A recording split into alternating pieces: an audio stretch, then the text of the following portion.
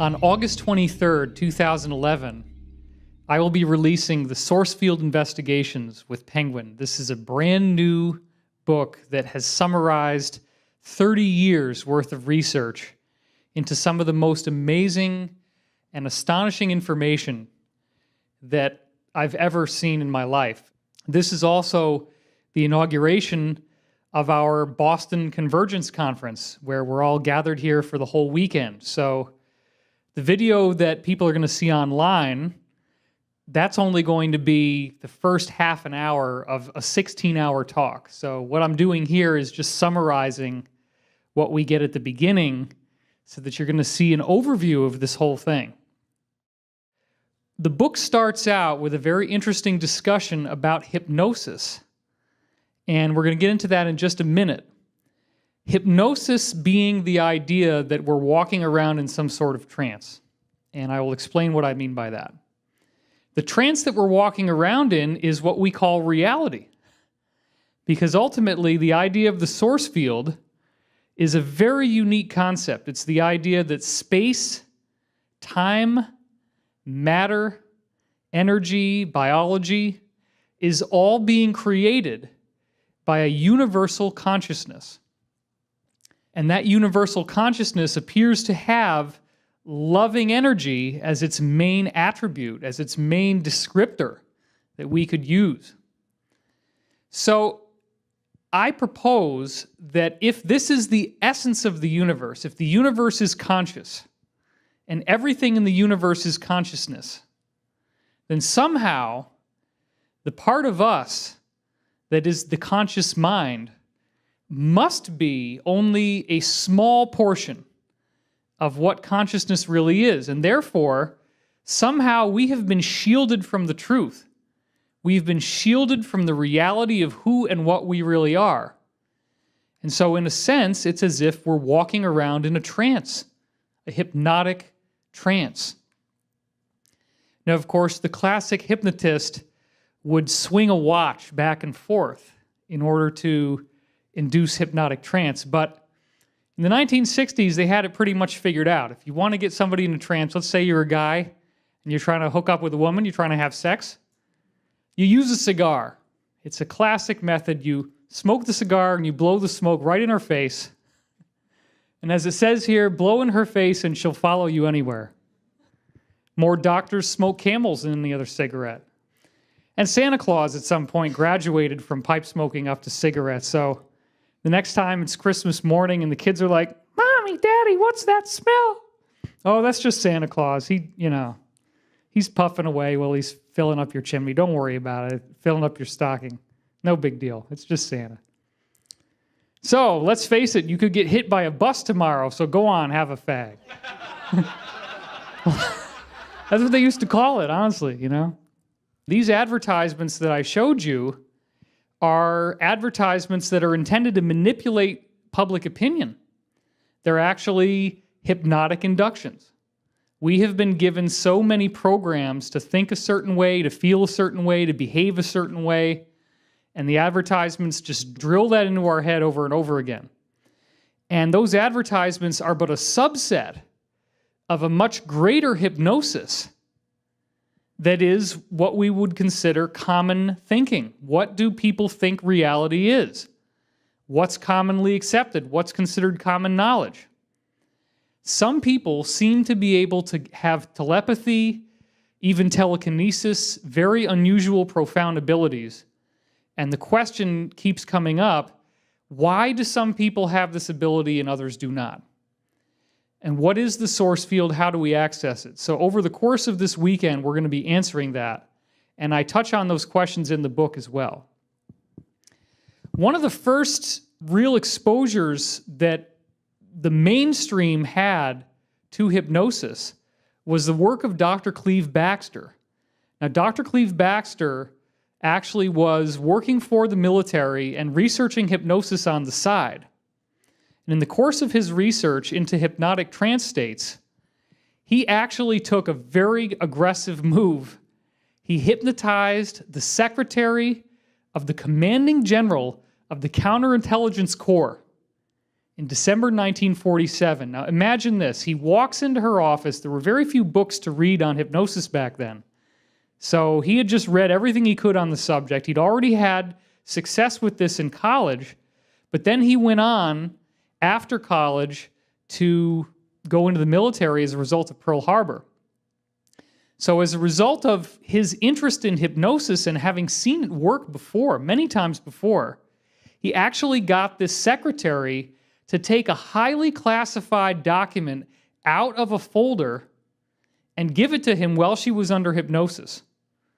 And then she comes out of hypnosis after he'd hidden the document away, and she had absolutely no memory of having taken the document. And she knew that he'd hypnotized him, but he had told her under hypnosis, "You will not be able to remember giving me this document at all."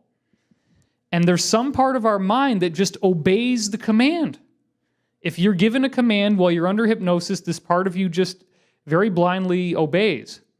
So obviously he was afraid that he could get a court-martial for this, but he wanted to impress upon the military the importance of hypnosis in terms of how it could be used for intelligence purposes, including extracting information from personnel without their knowledge.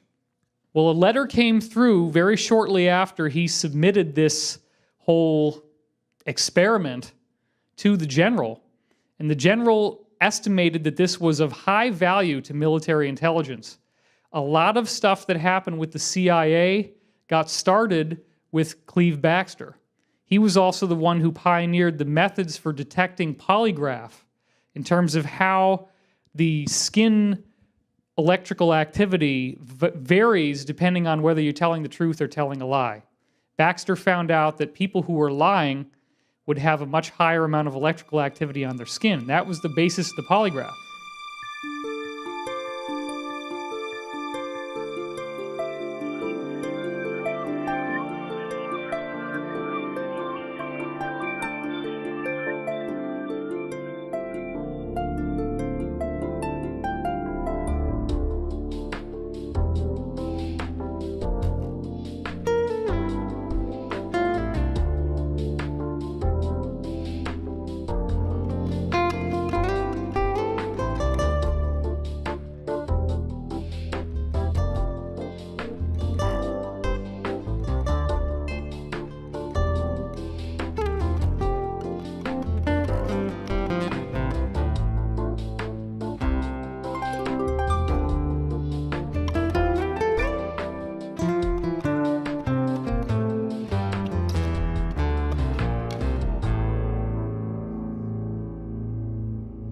This brings us next to Harold Sherman. Now, he wrote a book called How to Make ESP Work for You. And that was in the late 1960s, and it was a very, very important book in my development. It was the first book I read when I was 7 years old, and I began practicing the exercises. So I was 37, just turned 38 when I finished source field investigation, so that's why I say that it literally was 30 years worth of research. Because one of the quotes that's in the book comes from this book I read by Harold Sherman when I was 7 years old. And he describes using hypnosis in a very, very unique way that we might not have realized. He's talking about a famous hypnotist named Dr. Thomas Garrett, who hypnotized the son of a famous playwright from Broadway. So this was a mainstream kid who was a high-profile person because of his father. He had a falling out with a fiancée who was going to a sorority at Wellesley College. They were going to get married. Something bad happened between them, and he thought that it was all over for good. He was really distraught about this, so he went to Dr. Thomas Garrett seeking hypnotherapy, seeking some sort of treatment for this. Now, here's the strange thing. Dr. Thomas Garrett had experience with hypnotizing people and telling them that under hypnosis they can fly, they can go anywhere they want, they can walk through walls, and it's no big deal. It's just a natural ability that we all have, as if when you're hypnotized, you're automatically having an out-of-body experience, having an astral projection. So this son of the Broadway playwright was instructed to go to the sorority building while he was hypnotized to visit his fiancée. And sure enough, he was able to go there. He was told that he could fly right through her door. And in fact, he did go right through the door. He then found her at her desk, and she was actually writing him a letter, hoping that they would be able to get back together and reconcile their engagement. He was so excited about this that it almost knocked him out of hypnosis. But Dr. Garrett was able to keep him calm enough so that he could look over her shoulder and read the letter that she was writing. So he dictated the letter word by word, and Dr. Thomas Garrett wrote down every single word that he said, exactly what the letter was. So the session finishes. He said, wow, wouldn't that be nice if that was true? It was pretty cool, because he was instructed to remember everything that happened in a post-hypnotic suggestion. Well, the next day, he gets a special delivery telegram, and the telegram is the exact same letter from his fiancée sent to him, and Dr. Thomas Garrett in his file had her letter and his original handwritten notes, and they were only off by a couple words. So he was literally able to read the letter that she wrote, word for word, dictated out loud. Thomas Garrett wrote it down. Now, this was done in like the 1930s, and so it seems that there is a deliberate suppression in place to keep this information from us. Here's another very fascinating piece of information. A remote viewing experiment that was done in China. Now, of course, remote viewing is the next logical extension of what I've just told you. Remote viewing would be taking that principle where you could have an out-of-body experience, go somewhere else, see something that's worthwhile information, and bring it back. They then, in the military, standardized this process to get it to the point where you could do it by yourself while you're conscious, so that part of your mind is awake, part of your mind is asleep, and you're able to fly around and actually see these things out there in the world. Now, the Chinese were studying extra high functioning, or what they called EHF psychics, in a laboratory. And in this one particular remote viewing experiment, they were looking at a Chinese character, a complex Chinese character. While they were being under the influence of the remote viewing, they went to this one room where the character was, and they had to read which character it was. They didn't even know what it was going to be. They didn't know if it was going to be a character or anything else. But here's the trick. The Chinese character was located in a room that was completely dark. There was no way that light could get into this room. But they had light sensors in the room. And what they found was that during the times that they accurately saw the target, they actually could read the Chinese character and figure out which one it was, surges of up to 15,000 photons showed up in that room. So now think about Thomas Garrett and the son of the Broadway playwright, and here's this guy floating into the sorority and seeing his girlfriend write the letter. He dictates the letter, it's 100% correct. The Chinese proved that there is actually a measurable energy that we give off when we are going out of body and going to these places. So that's a fascinating discovery, because what it reveals is that this astral body is not some fantasy. It's a real energetic presence that actually is giving off photons of light, measurable photons.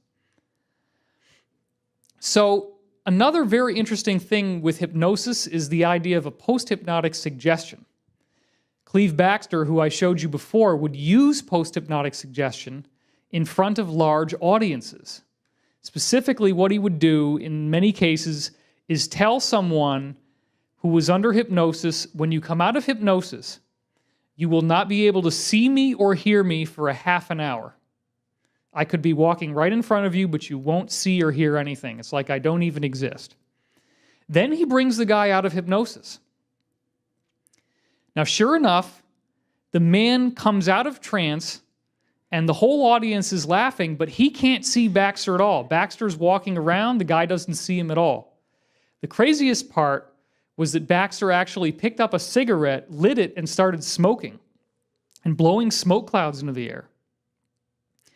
All the guy saw was the cigarette levitating and smoke just pouring out of nothingness in the air. And he actually got really freaked out and wanted to run out of the room, and it was the audience calming him down that got him to stay. He had no idea that Baxter was there. But at exactly 30 minutes later, and people had timed this, all of a sudden he could see Baxter again like nothing was wrong. Now, this guy's in a waking state of consciousness. He didn't think anything was different. When you're under post-hypnotic suggestions, you don't realize that anything about your reality is different. So how do we know that we're not under some kind of post-hypnotic suggestion right now? Now, just to push the envelope even further, there's an amazing story in the Holographic Universe by Michael Talbot, which is a story that he personally witnessed, in which a hypnotist hypnotized the father of a young girl. And under hypnosis, he told the father that he would not be able to see his own daughter or hear her whatsoever. Now, when he comes out of hypnosis under this post-hypnotic suggestion, before he's taken out of hypnosis, the hypnotist puts the daughter right in front of her father. So literally, her body is right in front of his face. He comes out of hypnosis and he's looking around the room and he cannot see her at all. He doesn't hear her giggling. Everybody else is really surprised by this. Then the hypnotist takes a pocket watch and actually pushes it into the small of her back. And he did it quickly enough that nobody in the room was able to see that it was a pocket watch. But then he said to the man who was under post-hypnotic suggestion, "Can you see what I have in my hand?" Now, this man actually leaned forward and he's squinting. And sure enough, he was actually able to see that it was a pocket watch, and he was able to read the inscriptions on the pocket watch perfectly accurately, looking through the body of his daughter. Now, again, bear in mind that while he was doing this, he appeared to be perfectly conscious. This part of us that's out there having out-of-body experiences, it's not like it only kicks on when you're hypnotized. This appears to be something that's going on all the time. We're just not normally aware of it. But this suggests that physical reality as we know it is much more plastic than we normally consider. Some people like to call it different frequencies or different vibrations. I know some scientists who really discourage the use of those terms, but one of the terms that we do use for this that seems to be more accurate is a density. That there could be different densities of the source field. The source field, of course, as I said, ultimately being consciousness and being the author of reality, being the author of physical matter, an intelligence that creates physical matter. So if you are given the right post-hypnotic suggestion, it appears that you can see right through physical matter. Physical matter exists at a certain density in which it appears to be solid to us, but there are other levels in which it is not solid, and under the right suggestion, it's no longer that much of an obstacle. So, how do we see through that veil? If physical matter is only one frequency or one density, then what is the secret that's going to allow us to get through that veil? That's one of the big questions that I address in the source field investigations and at these weekend conferences, of which this is just the beginning of a huge adventure that we're going to be doing. I propose that we already do have an astral body that's floating around and living in the source field. So the question, do we have an astral body? Absolutely yes. There's so much evidence for that, and we're going to go through a lot of that over the course of the weekend. And I believe that that part of us that's out there floating around doesn't just send photons to the area we're looking at. Now remember, the Chinese said in their research that when the subject was accurately remote viewing the target, up to 15,000 photons burst into the room all at once. So it appears that we can send photons into a particular area that we're viewing with our mind. So why couldn't we take photons out of that area and bring them back to our mind as well? If we can send photons out, it should be a two-way circuit. And I'm going to talk about that two-way circuit a little bit later. In other words, I'm saying you could actually be floating around in your astral body, seeing things with what appears to be your eyes, although the question of whether you even have eyes in the astral body or whether it's just an energy body is an interesting question. But let's say you're looking at something and that something is giving off photons and you capture it into your energy field and you can somehow send it back to your mind. This is exactly what I believe is happening.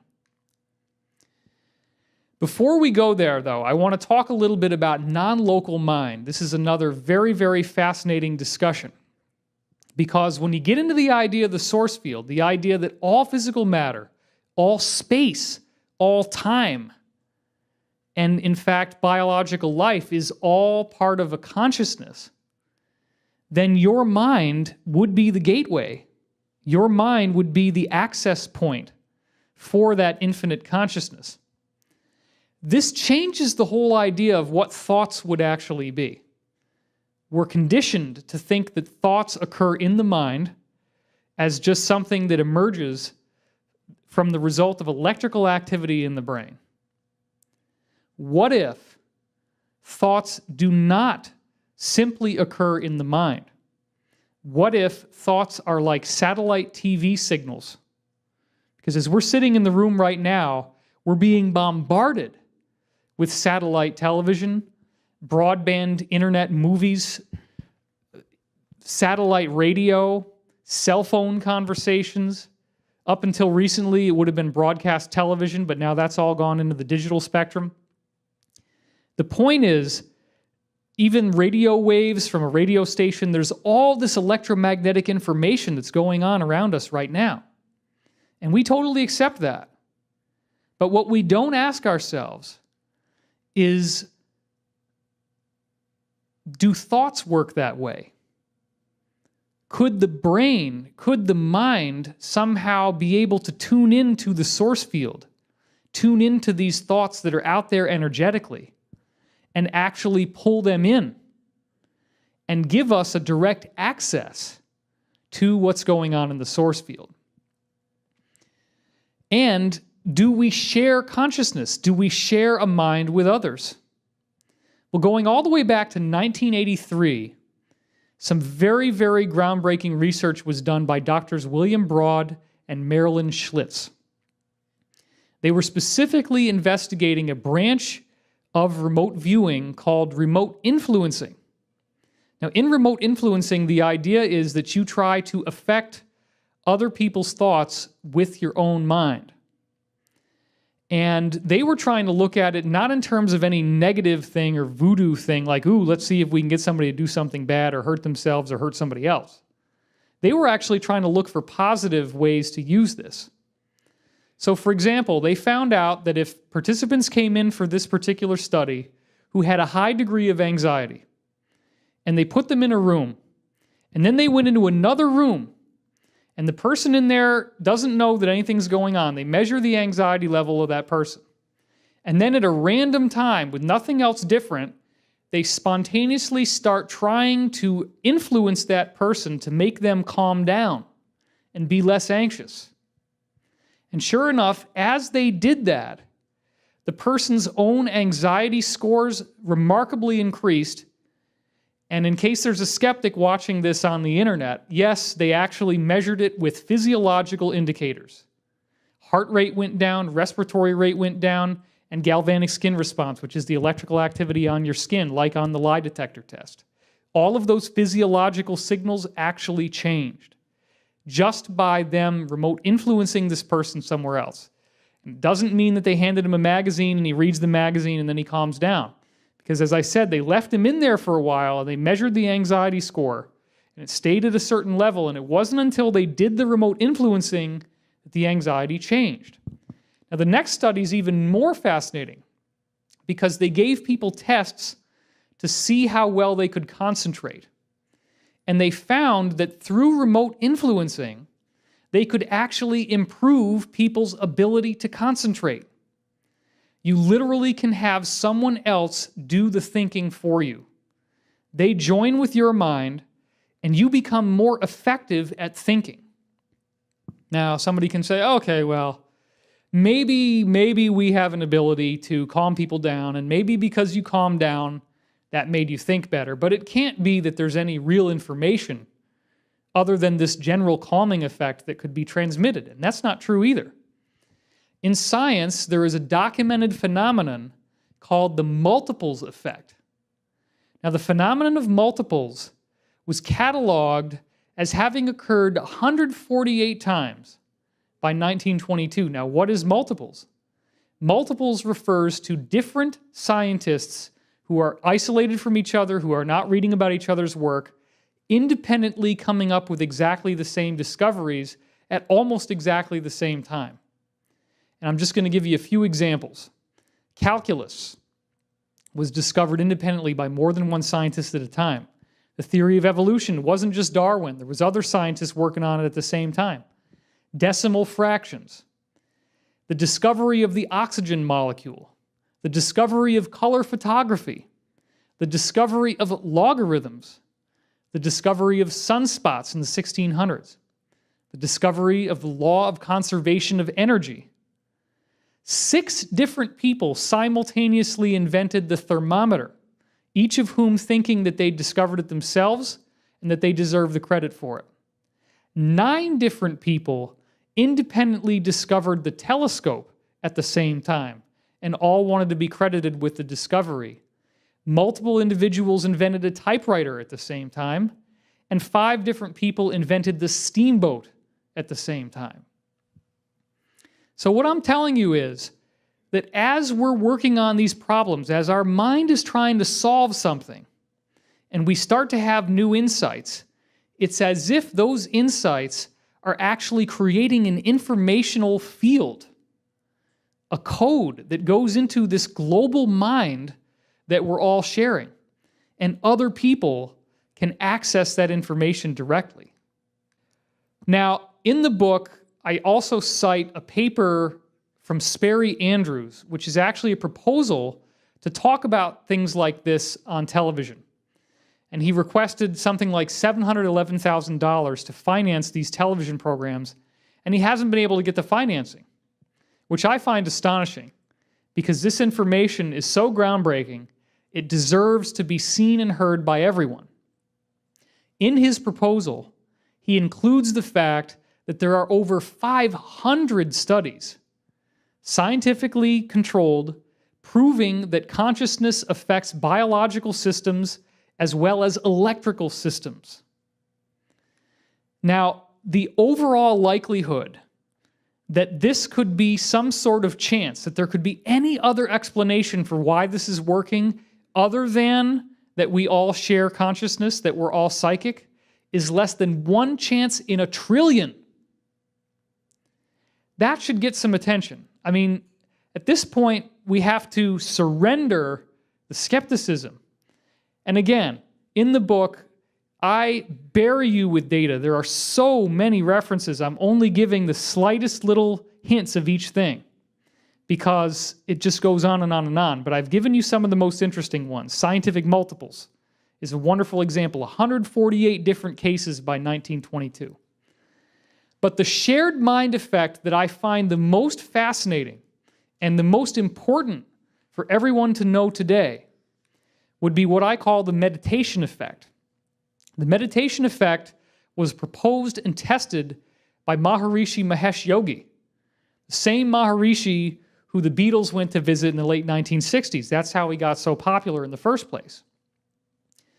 The Maharishi was of the belief that if you got square root of 1% of the world's population together in one room, that those people, if they meditated, could have an effect upon everyone in the world. So sure enough, what they found with the Maharishi, or what I call the meditation effect, is that 7,000 people meditating together caused a 72% reduction in terrorism around the world. Now, how does this work? What I'm trying to say here is that the thoughts of violence were influenced to a very disproportionate level by thoughts of love, peace, and harmony.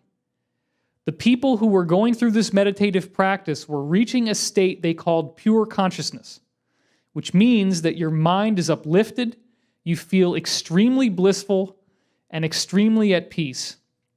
And in that state of consciousness, there appears to be some sort of radiant effect that goes through everyone's mind on Earth, so that your emotional feeling is actually not just a private event.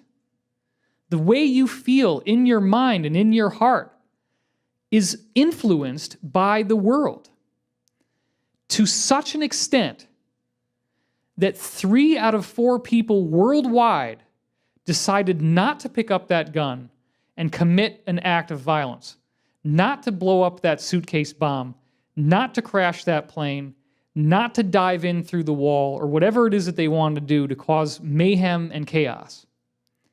So think about that the next time that you start feeling stress, anger, concern, worry, etc. It's a good habit to get into the practice of asking, is this mine or someone else's? And there are many, many studies in the book, for example, from the Institute of Heart Math, showing that if you live next door to someone else, that you actually will synchronize brainwave patterns, heart rate, respiratory rate, and even galvanic skin response. The person who you might not ever speak to, well, I live in Los Angeles, so I can speak from personal experience, right? When I lived in Santa Monica, there were people living right next door to me. I didn't know who they were. I saw them occasionally, but they're only 20 or 30 feet away. You think the source field is interrupted by those walls? No. The source field goes right through the wall. Now, here's the cool part, though. Whoever had more coherence in their brainwaves, heart rate, respiratory rate, and galvanic skin response won out over the other person. So the loving energy, the loving consciousness superseded the negative consciousness. And obviously in the meditation effect, it has a worldwide effect. Just a small group of people getting together and working on this can have a disproportionate effect on how everyone thinks and feels. And that is an astonishing fact. It's been proven in over 39 different studies. And again, the odds are at billions to 1 against chance that anything else could have been responsible. They ruled out weekends, weather, police and crime activities. They ruled out government changes, everything. The only thing that caused this was people meditating. So this brings us to the pineal gland, something that I talked about in my other video, 2012 Enigma, which I never would have imagined that by December 1st, 2008, that video was #1 most viewed on Google for that day. It was an astonishing thing that happened. And it's done a lot of good that it got so popular. But I do talk about the pineal gland at some length in that video.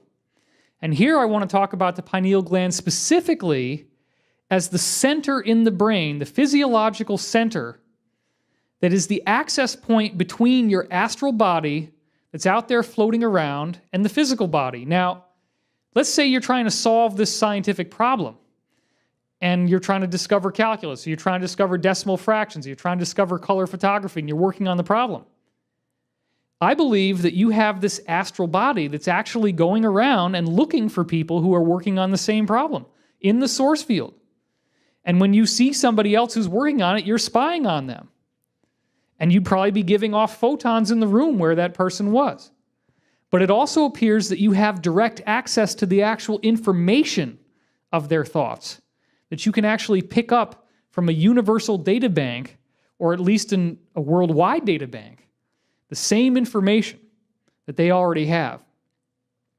So the pineal gland, according to many, many different ancient traditions, appears to be the main access point between that astral body and the physical body. It's the physiological center that determines how psychic information gets in. As you can see here, it's in the middle of the brain, and it is shaped like a pine cone. If you look there on the right, that's a drawing of what the pineal gland looks like.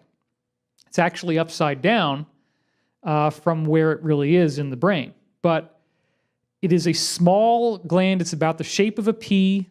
It has kind of a reddish, purplish color inside the brain.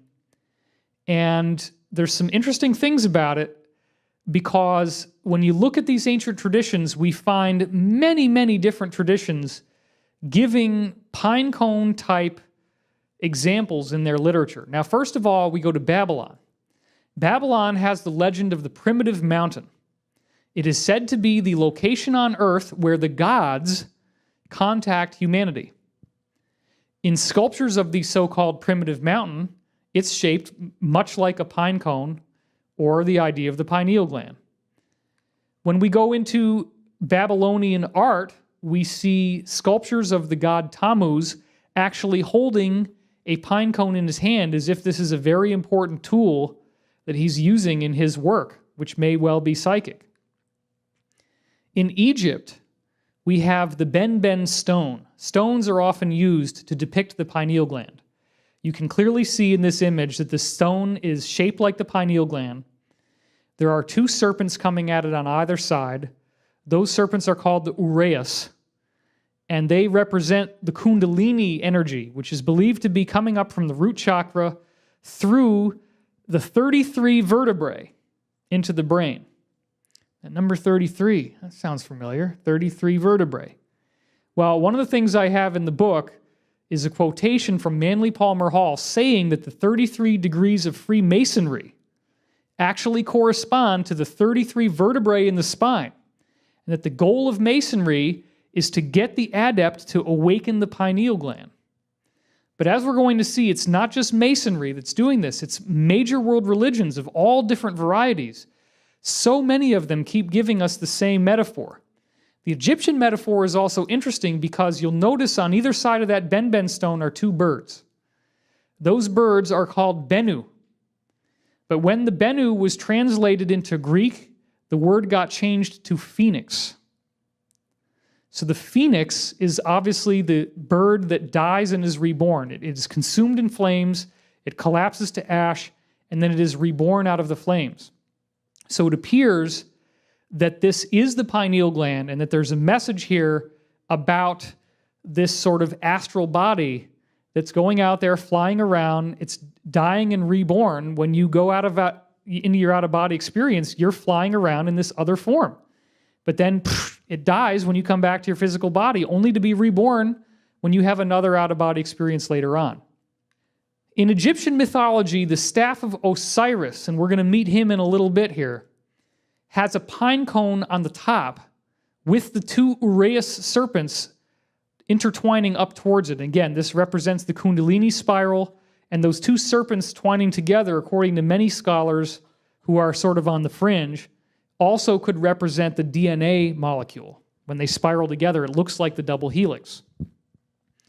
When we see this image of King Tut, one of the gods on earth, we see the Uraeus serpents coming out of his forehead, where the pineal gland is located. The Hindu god Shiva, and I have to apologize to the internet community, I've had about 580 emails telling me it's not a goddess, it's a guy, all right? Now, when I looked at this image the first time, I said, okay, that's a pretty hot-looking babe. So, I'm not gay, but let's say if that person walked up to me, started hitting on me, maybe I could be coerced. I don't know. Dude looks like a lady. That's all I'm saying, okay? So I apologize to the world that I said Shiva was a woman, because Shiva is a dude. He's just a very, very effeminate dude who wears mascara, eyeliner, has long hair, and looks hot. Okay, that's all I'm saying.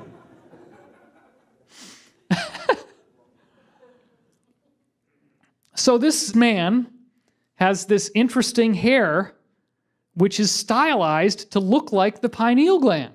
It's very obvious when you look at the image. And he has the Uraeus serpents wrapped around his neck, and he has the bindi, or the third eye symbol, in between the eyebrows. Now remember, we've already gone through Babylonian tradition, Egyptian tradition. Now we're into Hinduism, which is a geographically isolated culture with exactly the same symbols. Well, now we're going over to Mesoamerica, clear on the other side of the world, and here it is again. This is Viracocha. This is the Mayan god who is the lord of the underworld. And what we're seeing is a very complex image in this sculpture where he is emerging in his face from the mouth of a serpent. The serpent, according to various scholars like John Major Jenkins, represents the galaxy, and specifically he believes there's a lot of Mayan art that says that at the end of this Mayan calendar cycle, that the ecliptic plane of the Earth, the tilt of the Earth, aligns with the center of the galaxy.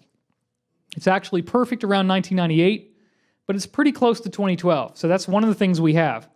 But if you look at this image, the coils of the serpent appear to look like the pineal gland. Very, very similar. And what's even more interesting, which I don't know if you're going to be able to see it too well here, is that he has this necklace around the serpent's tongue. It's as if he's wearing a necklace, and many of the parts of the necklace appear to be pine cones with energy waves streaming into them. And I have a great picture of this in the book. We did a line art illustration of this in the book. So he's literally wearing this big necklace full of little pineal glands with energy waves shooting into them, and the whole entire structure he's in looks like a pineal gland. And of course, this was a white-skinned god in an area in which no one else had white skin. Very interesting fact. Here's another image from Mesoamerica of a sculpture in which pine cones are very prominently illustrated. Another very interesting flagging of the pineal gland, and there are others. Teotihuacan's temple has pine cones all over the place, which might be corn, but it looks an awful lot like a pine cone. It doesn't really look like corn. Now we move on into Greek tradition. They have the omphalos stone, as you see here, a very clear illustration of a pineal gland. And it is believed that the omphalos, again, is where the gods first land when they come to humanity. And it was also used by the oracles to be in contact with the gods. So the legend of the omphalos is that it is a stone that allows you to contact the gods directly. And of course, it also is symbolic of the pineal gland inside the brain, which would do the same thing. Dionysus, the Greek god of death and rebirth, also has the pine cone on the end of his staff, as you saw before. Bacchus is what he got named when he goes into Roman tradition, and he kind of gets shifted around a little bit into the god of drunkenness and revelry. But once again, it's the pineal gland, the pine cone on the top of his staff. Now we're going to go into a whole other area. We've already hit off Babylon, Hinduism, Egypt, Mesoamerica. Now we're going into Asia, and we're looking at Buddhism. And Buddha's hair is stylized like a pineal gland, just like we saw with the god Shiva. And he also has the bindi, the third eye, once again. You go over to Ireland, another geographically isolated region, and they have this Taro stone, which again is shaped just like everything else, the pineal gland, and it appears to have flickering stylized flames across its surface. Now, there are many, many coins that have been minted that have images of the omphalos or the pineal gland stylized as a stone, and there's many of them to choose from. I'm just going to give you a couple. This one is from Greece, and it actually has the Uraeus serpent surrounding the omphalos, which is that which contacts the gods. Roman tradition has many, many pictures of this same stone, except in Roman tradition, it gets renamed from omphalos to betel. And it's a little funny because the AE is kind of pronounced E, so it's more like beetle. Now, interestingly enough, this appears to be the derivative of Bethlehem, the birthplace of Jesus. The birthplace of Jesus, the Christ consciousness, it's a metaphor through the betel in the mind, through the pineal gland. That's how the Christ consciousness is awakened. And here on a Roman coin, we have the eagle symbolizing the phoenix, the Bennu bird, when you go back to the Egyptian sculpture, and the Egyptian painting I showed you. The Bennu bird is here, the eagle, not the phoenix, and he's poised on top of that betel stone. Well, the Romans also did something else very interesting with the betel stone. This is all historically documented. I'm not making this up. They stylized the betel stone as if it were a pyramid. Now that's interesting. The betel became a pyramid. And if you look there on the bottom, one of those pyramids has a capstone on it. There's a clear line of demarcation, and the top is a capstone. And on the other side of many of these coins would be the winged god. And in another example, we have a Roman coin with the betel on one side and the eagle on the other. Now, if this is all starting to sound curiously familiar, you're right. Because the Great Seal of the United States has the eagle on one side, and then it has the pyramid on the other. Just like we see in Roman coins. The eagle is another symbol of the gods, which in some cases they actually drew the gods. The betel, the third eye, the pineal gland, got stylized to become a stone and then became a pyramid with the capstone on it. But this is a Roman coin that's now reiterated on American currency. So what's going on here? That third eye on top of the pyramid could very well be the third eye in the brain, could be the opened pineal gland. So is there a hidden message in this symbol? I'm going to get into that very soon. So all this Roman tradition, I'm showing you Greek coins, Roman coins, it's very clear that there's been this pineal gland tradition that stayed true for long periods of time. And of course, you remember me talking in the 2012 Enigma about the Vatican, which has this Court of the Pine Cone, this massive bronze sculpture. One of the largest sculptures in the Vatican is a big, gigantic pine cone. And look at those birds on either side of the pine cone. Those are the Bennu birds, the Egyptian phoenix birds, symbolizing the transmutation of the soul that is possible when you awaken your pineal gland. And they have the open sarcophagus in front of that pine cone, which symbolizes a time where there will be no more death. You can clearly see someone posing in front of this sculpture, how massive in size it is. And of course, along the bottom, we have these two Egyptian-style Sphinx-type lions who are lying on top of a pedestal that has Egyptian hieroglyphics on it. So for this to be seen in the Vatican should be scandalous, but nobody seems to look at it any differently. Now here's something new. This is a sculpture, a photograph of a sculpture that is in the Court of the Pine Cone. If you look on the right, you see a big hollow space inside the building, and inside that hollow space is the pineal gland sculpture, the Court of the Pine Cone. There's the bronze pine cone, right? But then to the left, in the middle of the court, is this massive bronze sculpture. Look at the people standing around it. You can see it's like 3 times the height of a person. It's massive in size. And it looks like an eye. But there's something interesting about this eye, isn't there? It's got a vertically slit pupil. It's a reptilian eye. Well, that's kind of interesting. Now here it is up close. You can see what appears to be all this machinery inside of it, as if it's the gears of the cosmos turning. There's a lot of things that are suggested by this sculpture. It includes the idea of bodies in collision, perhaps ancient times where planets collided with other planets, maybe making what we now know as the asteroid belt, which is apparently one of the legends that the gods had, is what's the real nature of the asteroid belt. But you also see what appears to be the gears on the interior sphere are at a 90-degree angle to the gears on the exterior sphere. Now, why would that be significant? Well, in all these hyperdimensional physics models in which you look into higher dimensions, they always say that the higher dimensions are at a 90-degree right angle turn away from the dimensions in our reality. Now, that's obviously ludicrous, because you can go anywhere in space you want, make a right angle turn, you're still going to be in space. You're not going to suddenly wink off into a higher dimension. But that's the prevailing model, and that appears to be part of what this is intended to tell you. Your pineal gland is a gateway to higher dimensions that you access with your consciousness. In the Vatican, you have these obelisks with the Christian crucifix apologetically included at the top.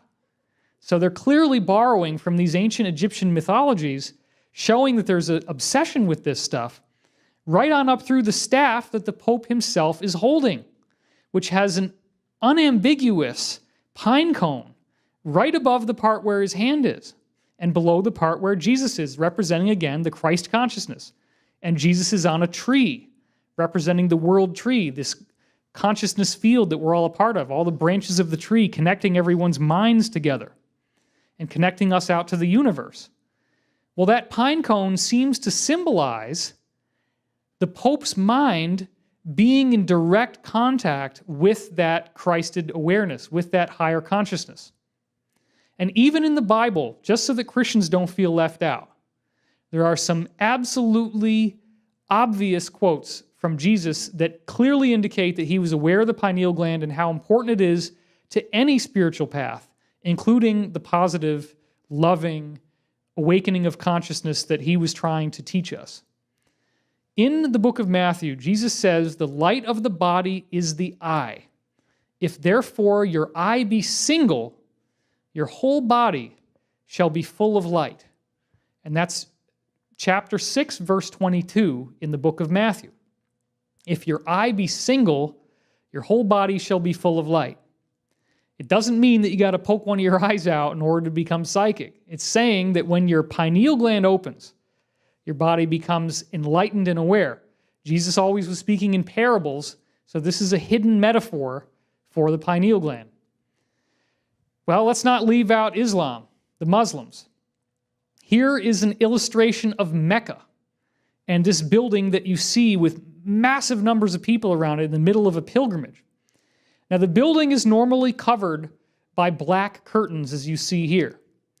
Occasionally, what they do during these pilgrimages is they will actually lift up the curtain, which is a very interesting symbolic metaphor for the awakening of the psychic mind, the awakening of the consciousness of the adept, peeling away the veil. Well, do they go any further than that with the metaphor? Absolutely. What you're seeing now is a cutaway diagram of what's actually inside that building. Okay, well, it just looks like there's a tile floor, not too much to see, 3 pillars. That's all fine and good, and there could be all kinds of symbolism there, but specifically what I'm interested in is at the very bottom of this illustration.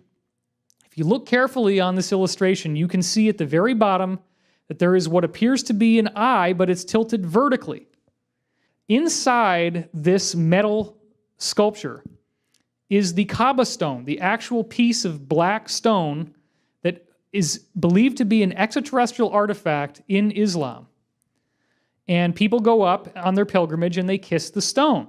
The holster apparently was built around it in order to keep the pieces from falling apart because the stone actually cracked.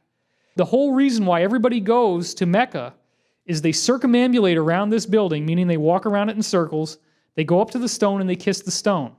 And as you can very clearly see, it is a stylized third eye, clearly indicating that the Arabs also believed that the trick to Muhammad's abilities, to Jesus' abilities, Jesus is seen as a master teacher in Islam, is the awakening of the pineal gland. But you're only going to get this in advanced Islamic mysticism like the Sufism tradition. That's where they get into the pineal gland awakening. And of course, the Freemasons also borrowed from Sufism, which is why when you get up to the 32nd, 33rd degrees, you become a Shriner, and they have those funny little fez caps on. The fez cap is taken right out of Sufism. So this legend of the pineal gland is worldwide. It's infused through all these different religions, all these different traditions keep showing us the same thing. Now, how does this actually work inside the brain? The trick to understanding the pineal gland is to realize it's not just a chunk of flesh. It's mostly hollow. And inside that hollow area is water floating around. Then the interior tissue that the water is connected to has little cells that are called pinealocytes. And the pinealocytes appear to be almost exactly the same as the rods and cones in the retina of the eye. In the book, I have hardcore mainstream science studies one after another analyzing these pinealocytes, saying that they look like the rods and cones in the retina, and breaking it down as well, because it turns out that the pineal gland is wired into the visual cortex of the brain just like the eyeball. They actually call it a phototransduction cascade. So what's the big deal with the water? I mean, if you have this retina inside your mind, it's wired up like an eye, it has retinal tissue, what the heck is it looking at? Well, it appears that there's crystals in the water, and then darkness activates some sort of electromagnetic shield around that water, which then allows it to open itself to the source field. So, When you get this electromagnetic activity, and I'm going to explain all this as we go on, the electromagnetic activity as your pineal gland fires up, you'll feel this pressure, this buzzing sensation like a tone or an acceleration in your head. If you read books about people doing out-of-body work, it's often said that they have this sudden cracking sound in their head as they go out of body. A very loud, something like that. Sorry, that's really loud. But that pressure, that feeling like there's a sound in your mind, appears to be this electromagnetic shield firing up in the brain, shielding off the radio waves and all the conventional electromagnetic signals from our reality. And without those signals getting in the way, the source field can bleed its way through. And in that source field, time is non-local. Remember, I said the source field creates space, time, matter, energy, and biology. So when you go into the source field, you have three-dimensional time. Time is no longer local, it's no longer linear, it's non-local and non-linear. You can jump around in time.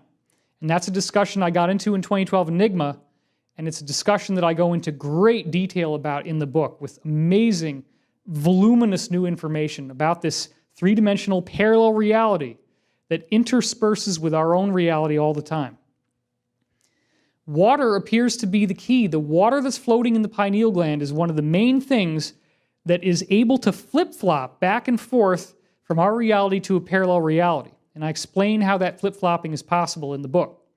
And we're going to do it throughout this weekend in the conference that you guys are here to see. Then this inner retina is recording visual images that are coming in from whatever this water is doing. That seems to be the mechanism. The water is shielded off, and that automatically happens when you go to sleep. Every time you go to sleep, that pineal gland fires up, and then you actually have dreams which appear to be in a whole other reality. I have multiple studies in the book showing people having shared dreaming realities, clear examples time and again that the place that you go when you're remote viewing or when you're out of body or when you're dreaming is a real place. Also the place of ghosts. Ghosts or apparitions. There's a case of somebody that Raymond Moody talks about dying in the operating room, visiting their loved ones out of body. The loved one actually sees them as a ghost. They have a conversation. The person is then resuscitated, and they both remember the same conversation. So you were alive, but dead, and then while you're dead, you go visit somebody else, and they can see you, and you look just like a ghost. That's your existence in the source field. So if you're out there looking at things in your astral body, maybe somehow you're capturing those photons and bringing them back to the physical body. This brings us to this concept of DMT. Dr. Rick Strassman, of course, wrote the book DMT, the Spirit Molecule, a doctor's revolutionary research into the biology of near-death and mystical experiences. There's been a lot of intrigue around the idea of DMT. Why does it work? Why do all these shamanic potions seem to have so much of this chemical in them? Dr. Rick Strassman cites a lot of evidence in this book that the main point where DMT is synthesized in the body is the pineal gland. It has all the right receptors, all the right enzymes, all the right chemical catalysts, and we know that it has melatonin in it, and there's only a couple short chemical shifts that you have to make from melatonin to get DMT. Well, the problem is that DMT degrades so quickly that nobody's been able to autopsy a dead body fast enough to find DMT in the pineal gland, because it breaks down in just a few minutes. But this brings us to Nick Sand, who is the son of one of the scientists who worked on the Manhattan Project, which created nuclear bombs. Now, Nick Sand is personally responsible for manufacturing over 250 million doses of LSD. He was the main guy responsible for creating almost all of the acid that was being taken at Haight-Ashbury, San Francisco in the 1960s. He was the Pied Piper of LSD for sure. He got caught for it. He was given a 15-year jail sentence. He evaded it for some 23 years. He finally turned himself in 1996. He served a 4-year sentence and got out in 2000. Now, that's all documented. He did his time. But while he was still at large, before he ever even got arrested, and he was out there synthesizing everybody's acid, He also synthesized DMT in the lab. And this is a direct quote from this Erowid Vault website. EROWID is the website. And I quote this in the book. Here's the thing that happened. He found that DMT had full-color lighting effects on a very interesting level. Here's what happened. This is a quote from Erowid now. When hardened DMT that had collected in a tray after he synthesized it was being chipped out with a hammer and a screwdriver in a room that was brightly lit, the blows emitted massive amounts of colored light. So imagine this room is brightly lit. Imagine that I'm standing here and I have this tray and I hit it with a hammer, and then you're seeing red, and then you see blue, and then you see green and yellow. And it's bright enough that it's like, wow, it really lights up the room. That's what they're saying here. But what was doing that was DMT. Now, what's the property of that? Well, if you've ever had a cigarette lighter and you push the button down, it goes click, and then you see that spark. Do you know what that click is? Do you know how that spark is made? It's a crystal inside that's compressed. And through a process called piezoluminescence, the crystal, as it's compressed, those molecules release this burst of light, which releases photons. That's called piezoluminescence. That's how you get the spark that lights your cigarette. The same thing's been done with crystal radios. That's a piezoelectric crystal. The crystal actually is responding to electromagnetic waves, which are radio waves, and it actually vibrates in those waves, and you can pick it up. That's how they were able to make radios that don't require any electrical power.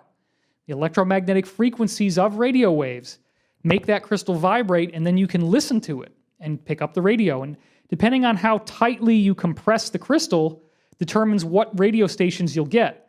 Because as you tighten the pressure on the rock, it actually, the molecular distance narrows, and then it tunes into different frequencies of the radio spectrum. But here what we're seeing not only is piezoluminescence, but piezochromatism, which means that the photons the crystal gives off when it's compressed, in this case by hitting it with a screwdriver, actually change color. So if you wanted to have a nanotechnology projector, like what I'm using right now, but on a quantum level, if you wanted to get a full color image on a quantum level, you would need piezochromatic crystals to do that. You'd need crystals that when they're compressed, depending on how you compress them, release different colors, so you can actually get a full color image. That's what I'm actually saying is going on. The pineal gland has DMT crystals, calcite crystals, and other crystals that are floating around in that water, and they appear to be piezochromatic, meaning that as they're compressed by energy fields, they give off colors of light, different colors, a full color image, ultimately. When you shield off the electromagnetic signals going into your pineal gland by that energy firing up, the source field, which is just as energetic as electromagnetic energy, it's the same basic substrate, it's actually what gives rise to electromagnetic energy. The source field is able to vibrate those crystals and release the photons of whatever your astral body is seeing. So literally what I'm saying is that as your astral body is out there floating around looking at things, you pick up those photons, you send them back to your pineal gland, and then it vibrates those crystals and gets caught by the retinal tissue and fired into the visual cortex of the brain. This is explained by the idea of the silver cord. Many people, when they go out of body, claim to be seeing a silver cord that is connecting their astral body, their physical body. The vast majority of these reports say that the cord is connected at the exact location where the pineal gland would be, in the middle of the eyebrows or at the back of the head. And it's in the same location in your astral body. So what if this silver cord is actually a traversable wormhole? What if it is literally a stargate connecting your physical body to your astral body so that in your astral body you're looking at photons, and you could be sending photons through that cord out to where you're looking. Remember the Chinese remote viewing experiment? They saw photons appearing in the room. The photons are captured by your astral body. They shoot through the silver cord. They go into your pineal gland. And then, of course, it picks it up. So the key, again, is to shield yourself off from the conventional electromagnetic fields that are all around us most of the time.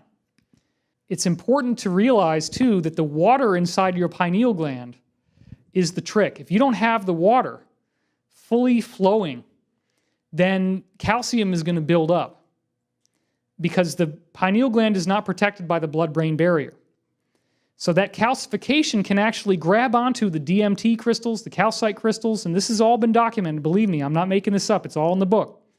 The calcification can get so extreme, as you see here, that almost the entire pineal gland is just a bony lump that actually shows up on x-rays and allows them to figure out if you have a brain tumor, because the tumor pushes the brain off to one side and the bony lump actually moves.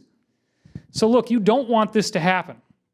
And the trick to making sure this doesn't happen is making sure that you're having a pure diet. There are so many things in our Western dietary system that calcify the pineal gland and will make you much less psychic. And that includes, the biggest offenders would be refined sugar, white flour, fried food, and factory-raised meat. If you can eat ethically raised organic meat, or none at all, but a little meat is good. If you can have, specifically fish would be like the best pineal gland activating meat to have. Organic fruits, organic vegetables, lots of fresh, clean water. Specifically, the best kind of water would be reverse osmosis. You want to get those minerals out of your body. You got to give your body a chance to decalcify. And the more organic and raw food you can eat, the faster that's going to work. Whereas all these other foods, like white flour, which is in everything, pasta, bread, that's going to calcify your pineal gland and make you notably less psychic. And if your pineal gland gets really, really calcified, it's related to anxiety disorders, mood disorders, schizophrenia. It's even related to tremors like multiple sclerosis and Parkinson's disease. All are correlated with a calcified pineal gland, as I reveal in the book. So I don't think that this information has remained obscure. I believe that the reason why you see the Great Seal of the United States on the back of the dollar with that third eye in the triangle on top, the reason why that's there is because they know about this. And you even see it here in this poster from the Da Vinci Code, the triangle around her eye. It's the same thing. Well, the source field is directly related to biology, and this is how we launch off into understanding these ancient prophecies of the dollar bill and everything else, which I'm going to get into that. We see now that we are actually emerging from the source field, that life is an emergent phenomenon that comes directly out of the basic laws of quantum physics. This was discovered very recently, just as the book was going to print. I'm so glad that I was a slacker and didn't get the book done on time, because as a result, I was able to get this study into the book, so important, from Dr. Luc Montagnier. Here he is in his lab, Nobel Prize-winning scientist who did this discovery, as you see in this headline, can our DNA electromagnetically teleport itself? One researcher thinks so. And if you read the bottom, it says, Nobel Prize winner Luc Montagnier describes a phenomenon in which DNA emits electromagnetic signals of its own construction, ghost DNA that can be mistaken by enzymes as the real deal and replicated in another place. Essentially, it's DNA teleportation. Now, this was all over the place. It was all over the science journals and everything. What you're seeing here is the actual picture in the middle describing how this was done. I like this image of him because here he's got two vessels of water next to him, and this is exactly what happened. He had one vessel of water that had DNA floating in it, just a little bit. And then another vessel of water, another test tube, that didn't have DNA in it. And it was totally sterilized water. And then all he did is electrify the two tubes that were hermetically sealed with a 7 hertz electrostatic signal, as you see where it says generator 7 hertz there.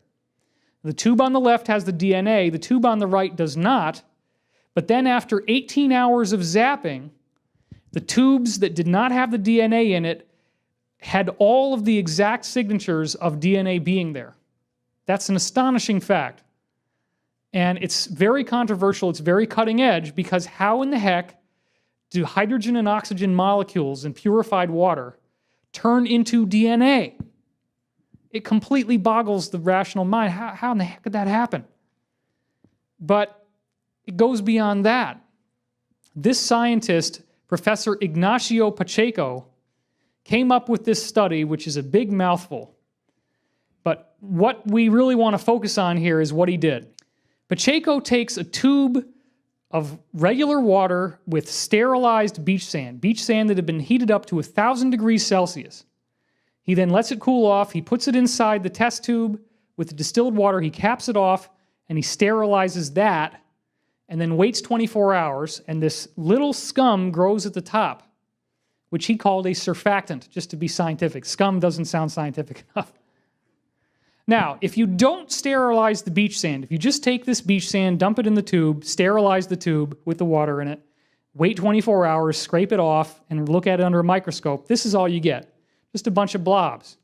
The trick was sterilizing the sand. Just like in Montagnier's research, where he had those 2 tubes of water, he sterilized the water, okay?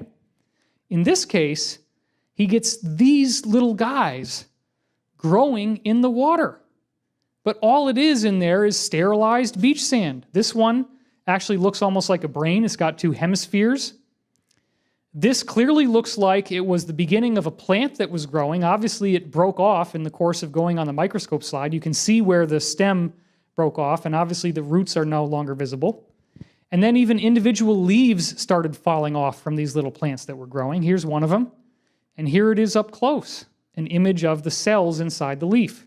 Very clearly a living biological creature, a little biological plant in this case. Here you see what looks like a red blood cell with a little diamond below it. That would be the silicon starting to crystallize. Now you see what looks like a white blood cell. Here we have what appears to be some sort of larger organism. It's a larger object. And in some of these cases, they begin to form a hard shell around them, almost as if they're becoming shellfish. This could be actually a spiraling little seashell starting to form. And then this guy, this is the one that really blew me away the most. You have a head, you have a body, you have a whole defensive system of spikes built around that creature. And I ask you this question: where the heck did his DNA come from? Where the heck did the DNA come from in Luc Montagnier's test tube that was zapped with 7 hertz electrostatic energy? The answer is DNA appears to be written right into the source field. It's written into the information that makes our reality. Now, not only is life being created by the source field, but it appears that you can beam in different codes to the source field and change one organism to another. This appears to be the real mechanism of evolution. And this was discovered by Dr. Peter Gariev using nothing more than laser light. This is what he did. Here he is on Russian television. Here he is doing a lecture. So you can see this is a real guy. Here he is in his lab. Now, the research that he conducted involved eggs that were laid by a frog. The eggs that were laid by a frog were still embryonic. They hadn't gone very far. Then he has a salamander. He takes the eggs from the salamander and zaps them with a green laser, and then redirects that laser light from the salamander eggs into the frog eggs. And by nothing more than that, the frog eggs had a complete metamorphosis and transformed into salamanders with no evidence of ever having come from a frog in the first place. So what I'm trying to tell you here is that the source field is the source of life. It is not random Darwinian mutation. Charles Darwin's father was a 33rd degree Mason. So do you think maybe there was a reason for them coming out with this idea that if you're the best killer, that you might be the most highly evolved on the planet? Well, it also, Darwinian evolution very conveniently removed the idea of a higher power. Oh, it can all be explained by random. It's just a bunch of things knocking together. There's nothing divine in the universe at all. You're just going to die and that's it. You don't exist anymore. Well, I don't believe that. I believe that human life, the DNA pattern that actually takes little particles, just like the water in Montagnier's test tube was rearranged into DNA, little particles can be rearranged into DNA, and that DNA can have the full template to build a human being. Sergeant Clifford Stone, one of the Disclosure Project witnesses in May 2001, testified that there were 57 different varieties of extraterrestrial that he was exposed to in the course of his work for the Black Ops divisions of the government. 57 varieties of extraterrestrial, and they all looked more or less human. The gray with the big eyes is about as far deviated from what we look like as any of them, and many of them look a lot more like us than you would believe. So this could all be explained by this idea that DNA is a quantum emergent phenomenon. Well, this brings us to the gods that are in every ancient culture. Who were they? What did they say? Every culture worldwide has human characters showing up with advanced capabilities, levitation, telekinesis, telepathy, beaming beams out of their hands that can kill people with one. If you get too close to them, you're trying to threaten them. Well, I'm just going to focus on a few of them. There's many more examples that I give in my all-weekend conferences. Here's the Egyptian god Osiris. Now notice the color of his skin. It's obviously green. And notice his hat. It's a very large hat, which seems unnecessary for the size head that he would normally have. Well, he's accredited with building the Osirian, where these massive blocks of stone, some of which are 100 tons, were effortlessly levitated into place, apparently. Now look at this. Here he is posing with others who do not have green skin. So what the heck is a green-skinned human doing among these other people? Well, the guy on the right wouldn't be a normal person either. He's got a hawk head. But the woman on the left doesn't have any unusual shaped head. That's probably one of the people from here. But there he is, sitting on his throne with green skin and this massive head. So that's a very interesting phenomenon. Then Osiris's son is Akhenaten. And again, he's wearing a massive hat. And you can see here the hat has a roundness to it at the top. Well, is that only a hat or is something else going on? Here's one of the images of Akhenaten and Nefertiti, his wife, with their children. Now notice from the side view that their heads are very large. The hat, at least, is very large. Well, the skeptic says that doesn't mean anything. Okay, here's another image of that from the side. And here's yet another image, a carving of Akhenaten, Nefertiti, and their children, where you can see again the very enlarged cranium behind Akhenaten. He's the one in the front. And there it is up close. Okay, here's another image of their little children. Notice they have the same funny little body shape that he does and that Nefertiti does. And again, they have these very strange heads, which we're going to get into that a lot more in just a second here. Here's another image of Akhenaten with a very large head. So you see this is a repeating theme over and over again, and there's that body shape. Now here's an image of Nefertiti, and once again, you see the shape of the head appears to encompass more of that hat than would normally be human for us. There's something going on here. Here's another image of how large that hat is, taken from an actual sculpture of her that was found in one of the graves. Now here's another image. Now look at this. You see on the right, Nefertiti's head, it's got this very large pattern around it. And here's another carving showing the unusually sized head on the right. Now that's the one that really is the money shot. Because now what we're seeing is her head without any hair, without any hat on, a very enlarged skull. This is highly, highly anomalous. It's not like any skull we see on Earth. Just to make the point clear, there is a granite carving of their daughter Amarna, and look at that head. That is at least twice the size of a regular human cranium in terms of the brain capacity. You can look at this sculpture from all different angles, and you see this is a very, very unusual phenomenon that is occurring here. Even from the back, it looks much larger than a normal human head, and that would explain the hat. If you take that skull and then you illustrate where the hat would be, now what you're seeing is it's basically a nice, comfortable winter snow hat. You just put that sucker on. It doesn't need a whole lot more in the back, but that would be a normal-sized hat. To us, it looks enormous, but if your head is that big, then you'd need a hat like that in order to be comfortable. Now, here's another image of Akhenaten, it's a diorite stone, a much heavier stone, and you can see again the enlarged head. And here's another carving. This was a sketch showing that enlarged head of Nefertiti, and Akhenaten's on the left. Now here's another illustration of their daughters. Again, you see that very weird looking skull. And I want to point out that there is a noticeable difference in the shape of their body from a typical human body. Now, this looks fairly similar, except that the ratio between the rib cage and the waist, where the hips are, is a noticeably smaller rib cage. There appears to be a larger height between the sternum and the pelvis. The rib cage appears to be at least 2 inches taken in on either side from where a normal human would be. And the spine appears to be a lot longer. The length of the spine appears to be longer. Now, people might say, oh, well, this is stylized. This isn't really how they really looked. I disagree, because every illustration we see of them is of them having this really, really narrow rib cage, the unusual pot belly, which, some people say, oh, well, Akhenaten must have had Marfan's syndrome. That's the only explanation for that. It's not true.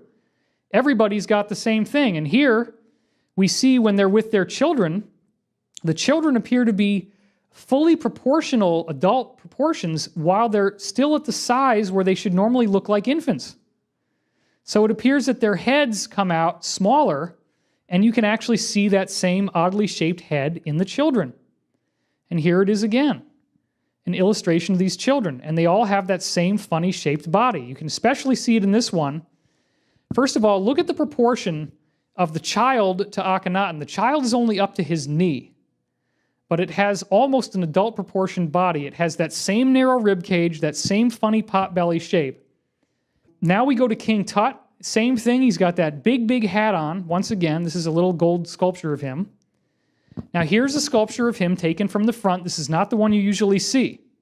From the front, it looks totally fine, but let's rotate that sculpture 90 degrees. Oh my God, there it is. King Tut.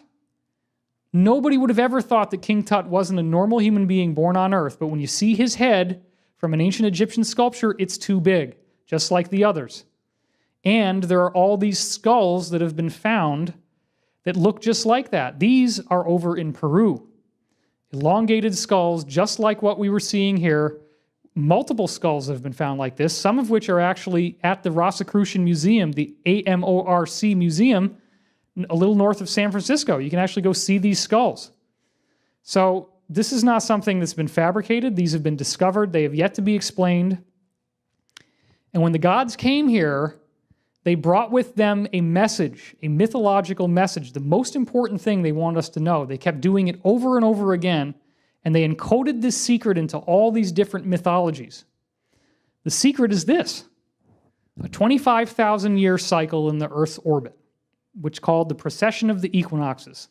Why would they do that? Why would they keep telling us the same message over and over again? Well, first of all, let's examine how that message came in. It was two notable historians in the 1960s, Giorgio de Santillana and Herta van de Schend, came up with this amazing work called Hamlet's Mill. And what you see on this book cover is the earth at the bottom with a tree coming out of it. That's often called in the ancient myths the world tree. Now, Graham Hancock believes that he's one of many that illustrate what these Santillana and van de Schend's scholarship concluded, which is that certain archaic myths from all over the world were co-opted, no other word will really do, to serve as vehicles for a body of complex technical data concerning the precession of the equinoxes. This includes everything from exact numbers to colors, all sorts of different ways they did this, but they did it over and over again.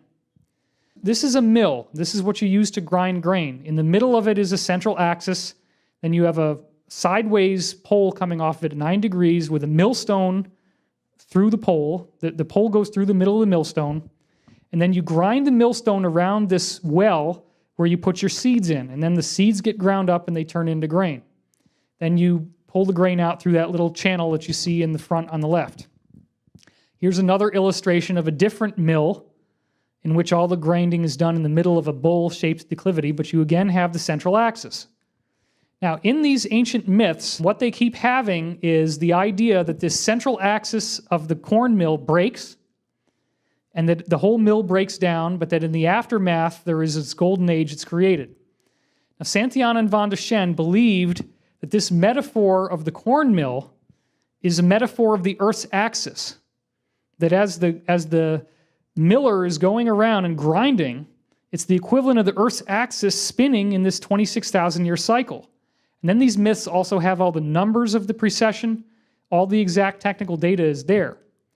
So Santayana and van de Shen conclude the original Amlodi, as his name was in Icelandic legend, which became Hamlet, is an elusive carrier of fate who must yield once his mission is accomplished and sink once more into concealment in the depths of time to which he belongs. He is the Lord of the Golden Age, the once and future king. Well, that's pretty darn interesting. Hamlet is the Lord of the Golden Age. This hero that shows up in all these ancient myths, the breakdown of the mill, corresponds to the coming Golden Age. They track this myth, this is a quote from the book, from the Northland to Rome, Finland, Iran, India, in Polynesian island legends, and the image stands for an astronomical process, the shifting of the sun through the signs of the zodiac, each of which is 2,160 years, adds up to 25,920 years together. So, each age brings a world era, a twilight of the gods. Great structures collapse, pillars topple, which supported the great fabric. Floods and cataclysms herald the shaping of a new world. And that's obviously happening to us now. As we follow the clues, stars, numbers, colors, plants, forms, verse, structures, a huge framework of connections is revealed at many levels. This is a true edifice, something like a mathematical matrix, a world image that fits many levels, all of it kept in order by strict measure. So Graham Hancock did all this research tying together Hamlet's Mill, and his conclusion was, it's not some quantum physics thing like the Jungian collective unconscious. It's actually a deliberate effort made by the gods who were contacting every culture, who looked human, maybe a little bit different, and then gave us this amazing information. And they always told us about the Earth's axis, this wobbling cycle, that it ends at a certain time, which is the end of the Mayan calendar, the year 2012, and that it ushers in a golden age.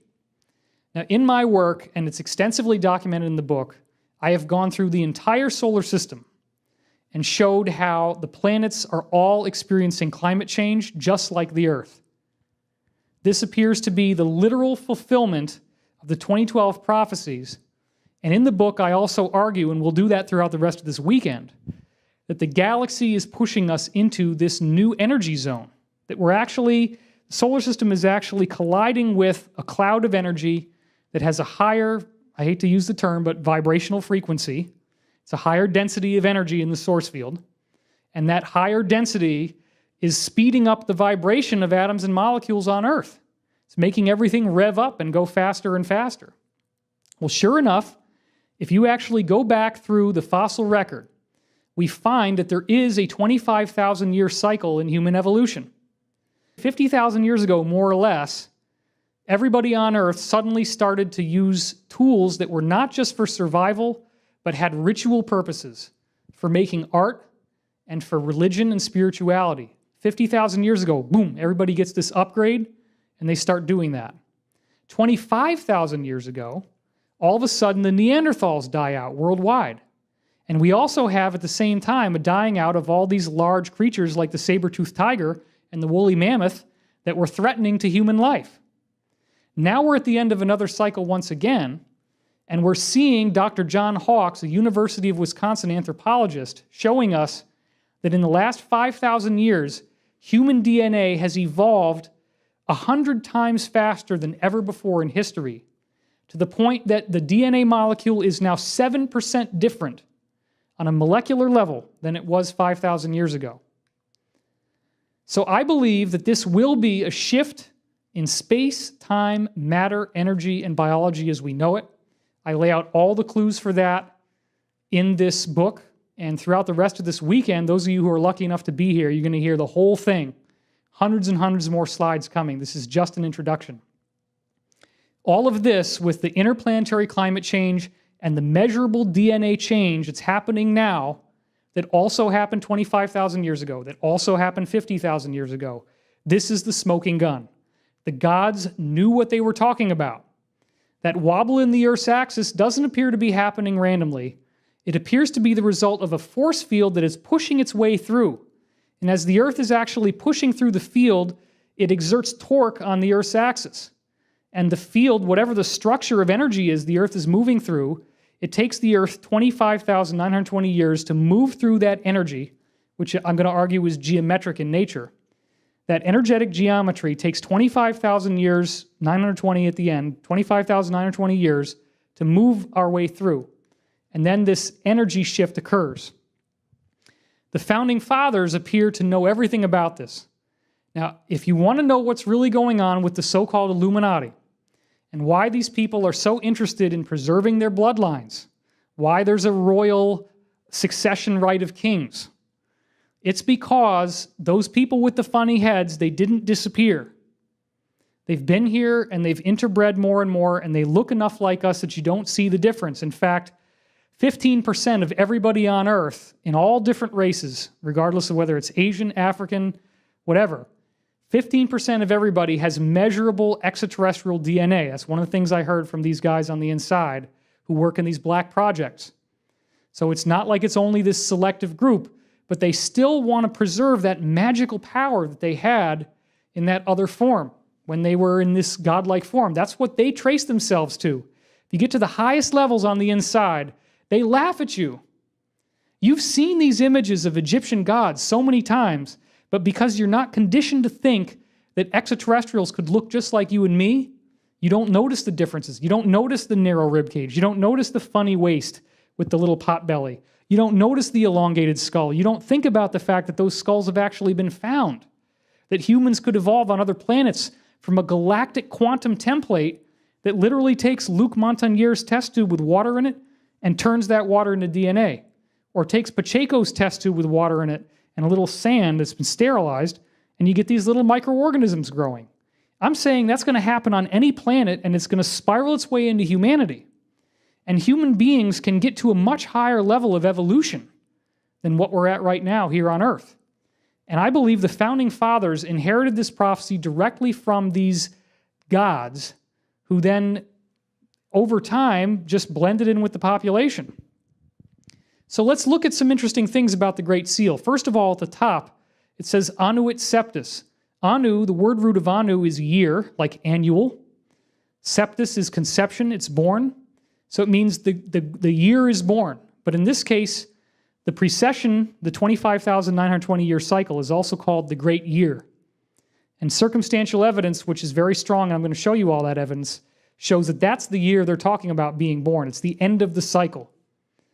And of course, the pineal gland, the symbolism of the pineal gland being awakened, the pyramid factors in very prominently, which ties it into ancient Egypt, ancient civilizations. The gods built the pyramid, these people with the large heads. And what the heck is going on at the bottom with Novus Ordo Seclorum? Well, this brings us to the writing of Charles A.L. Totten. Now, here he is as a younger man, and he was in the military. You can see him there in full military regalia in the Civil War.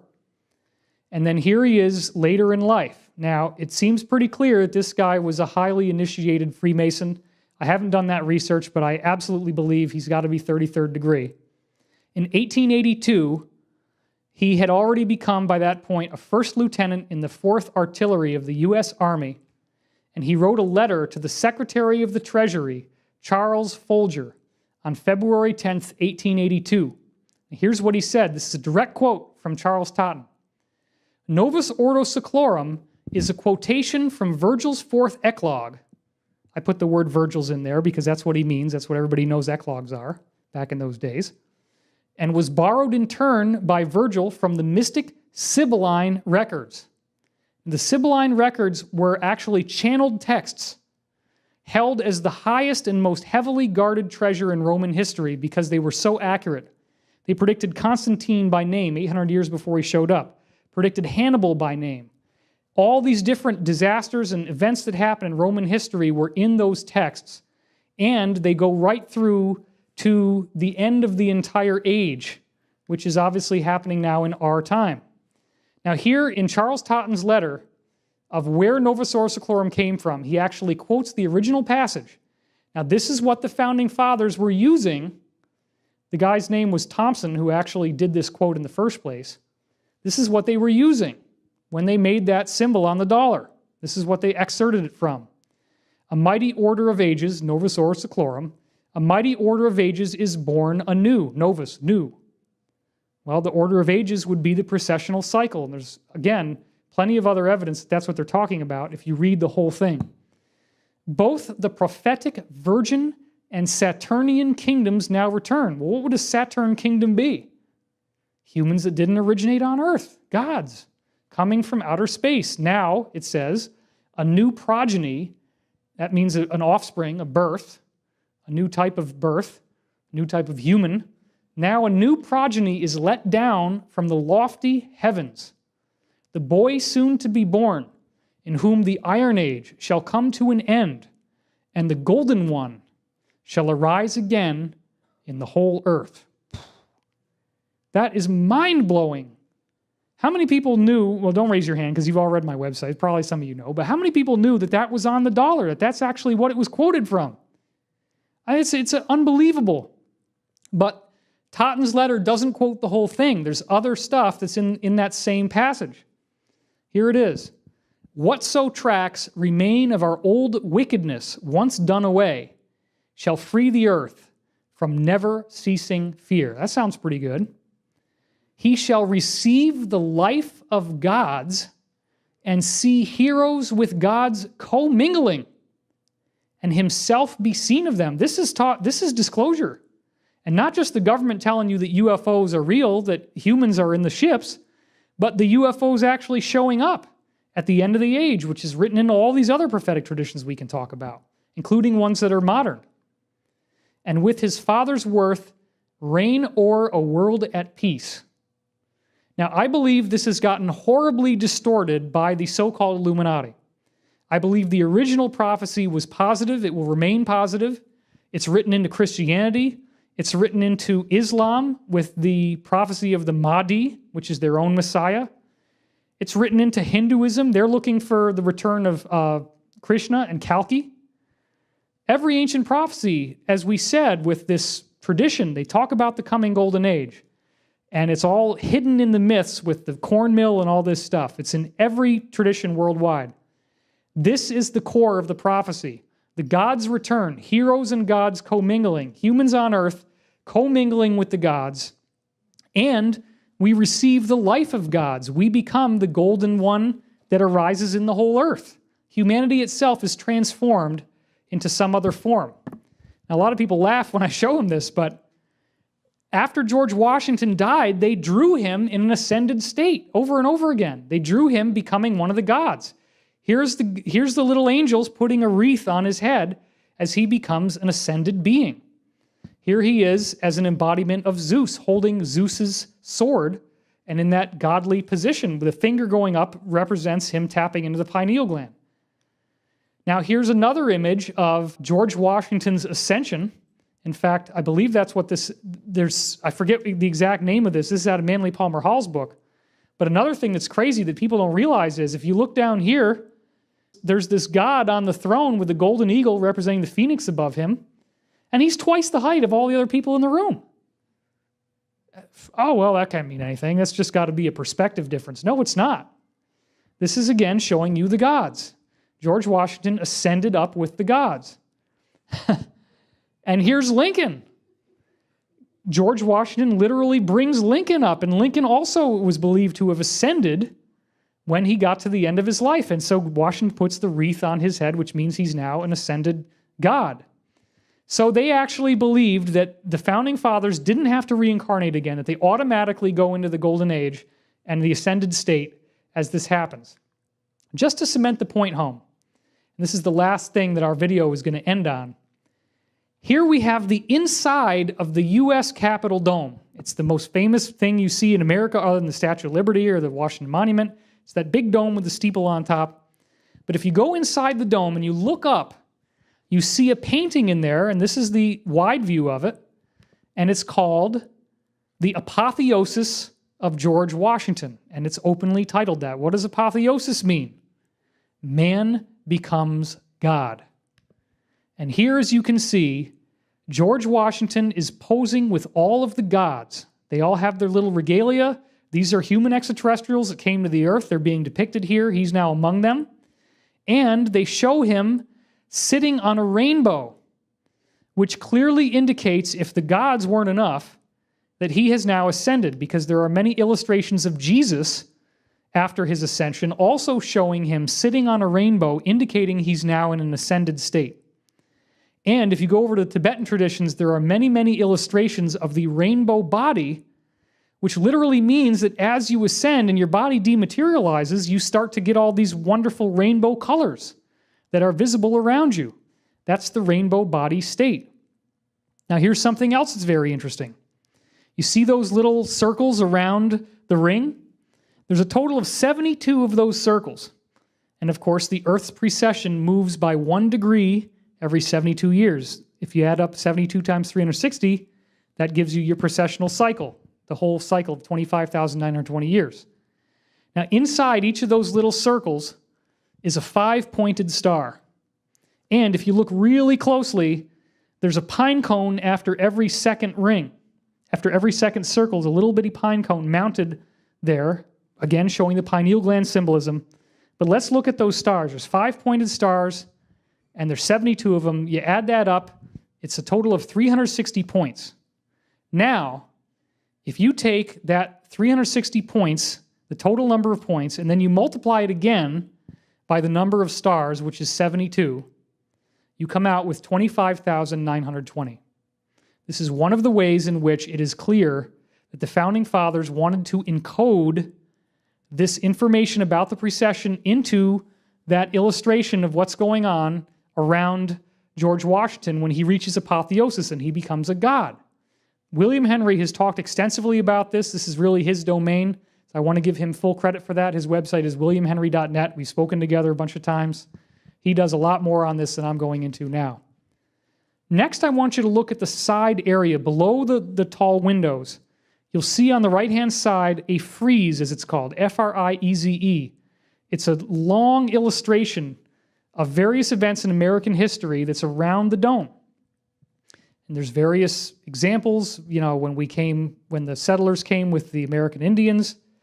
But here's the one that I'm the most interested in.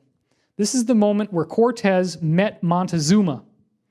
And of course, as you look closely, you see Montezuma he's got the same interesting position of the gods.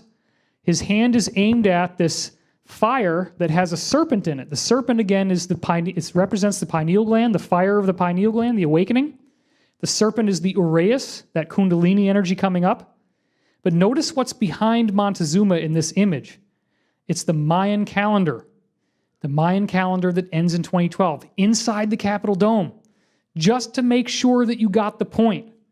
Apotheosis, 2012, the third eye, the sigil on the back of the dollar bill. They wanted you to know this. They quoted Novus Ordo Seclorum saying that people will become gods. Why do you think the gods know that this is what's going to happen? Because they know about this cycle. They've seen it happen before. They're really excited about it, and they're going to be coming back very soon. That's what all this UFO stuff is about. And last but not least, we see what appears to be a code hidden in the pyramid. If you take the date 1776 at the bottom, and then you look at the Mayan calendar cycle, one of the basic Mayan cycles is called a Katun. It's 19.7 years long. You begin that Katun in 1756, and sure enough, one of the Katuns ends very close to the signing of the Declaration of Independence in 1776. So if you can consider that the Mayan Katun might be symbolized by these 13 courses, then 1756 would be the beginning of all these precursor events that they did to directly lead to America being founded. It didn't just start out of nowhere in 1776. It took this big 20-year process to build up to the Boston Tea Party and all these things they did. Well, you count 13 courses and you end up at the top in the year 2012, which is when the cycle ends and the pineal gland opens up. The year is born, Anu et Septis, Novus Ordo Seclorum, the new order of ages is born. The gods come back. We receive the life of gods and are seen together with them. The golden one arises again in the whole earth. Now, in case anybody knocks me and says, well, 13 Katuns doesn't mean anything. The Mayan Katun, 13 means nothing. Not true. Spanish conquistadors, when they went to Central America, they saw that everybody at that time was using a 13 katon system to count time. And this is an actual illustration sketched by the Spanish of that counting system of 13 katons. So it was very widely known. And there's your Templar cross up at the top, one of the symbols of the Illuminati. So they got this information a long time ago. They got really excited. And I believe that part of the timing of the Declaration of Independence was to be on that dividing line of 1776, which also Kabbalistically is 888 plus 888, which is another symbolism of the duality of positive and negative that makes the universe. So, look, it's all been laid out for you here. You look back on what I've said about the source field. We're seeing that there is a whole lot of science that we don't now possess. Information that leads to the understanding that we are sharing a consciousness with each other. Scientific discoveries are happening in different places around the world, and we tap into each other's minds. DNA is emerging directly out of the source field to create human life. One species in Gaiam's research, the frog eggs were zapped and transformed into the salamander eggs. There is a provable 25,000-year cycle in human evolution. 50,000 years ago, boom, we start using all these tools for spiritual purposes and for art for the first time. We become a lot more interesting to hang out with, for the gods, probably. 25,000 years ago, the Neanderthals all die out, the big bad creatures all die out, the saber-toothed tigers, the woolly mammoths, the ones that threaten human life, boom, they're gone. And now we're seeing the DNA molecule becoming 7% different. The rate of evolution has increased by 100 times faster in the last 5,000 years. Provable microbiological evidence that we're changing. We can prove that the solar system is transforming, that climate change is not just an effect on Earth, it's happening throughout the solar system. So when Gaiam transformed those salamander eggs with light and captured that genetic code on the photons, zapped it into the frog eggs, I believe that's what's happening to us right now. We're moving into this new energy zone.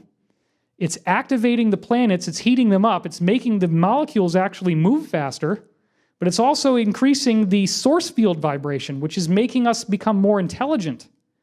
And the Flynn effect proves that. IQ scores have been going up 3 points per decade for over a century. It's another provable fact that's in the book. The Founding Fathers definitely knew about this. They wrote it everywhere they could. It's in the Capitol Dome, the apotheosis of George Washington. They drew him in an ascended form, sitting with the gods on a rainbow. They drew the Mayan calendar on the side. They put the 25,920 points, if you multiply the points in those stars by 72. Then they have it on the Great Seal of the United States, the awakened pineal gland, the pyramid with 13 courses. If 1776 represents the end of the first cycle, 2012 would be the end. So here we are at this unique juncture in our time. We have UFOs showing up more and more in our skies. I have extensively documented on my website, divinecosmos.com, this ongoing saga of disclosure, which appears to be building up to something. There's all these articles coming out about UFOs, UFOs, UFOs in the mainstream media. I don't think we're going to stay ignorant. I don't think this is going to remain mysterious. I believe that we are going through a galactic transmutation of what it means to be human. I believe that most of the people who are visiting us are good. They founded Christianity. They founded all the major world religions. They worked behind the scenes to give us what we needed to evolve, to become more loving people, to be more attuned with the source field, so that our pineal glands can awaken and we can be ready to become those light body people who are predicted to come here at this time of the end of the age. Everybody who watches my videos says, I've seen all your videos. And then I say, did you read my last article on the website? And then they go, you have a website? divinecosmos.com. Once or twice every month, at least twice a month, I write a new article. So part of what you need to do when you watch this video is don't stop here. Go back to my website, divinecosmos.com, look it up, read all this stuff. This is just a tiny portion of what I've done. Yes, you have to buy the book. It's only $30 retail. You can get it for like $18 on Amazon. It's totally awesome. This is just an eyedropper of what's in there. I want to thank you for watching this, and I want to thank you all for being here. I'm David Wilcock. See you in 2013. Thank you very much.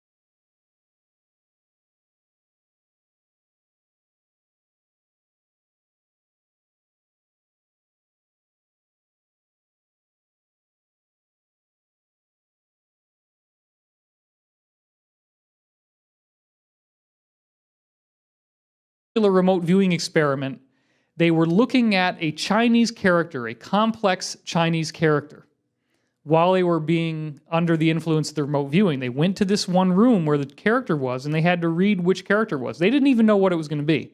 They didn't know if it was going to be a character or anything else. But here's the trick. The Chinese character was located in a room that was completely dark.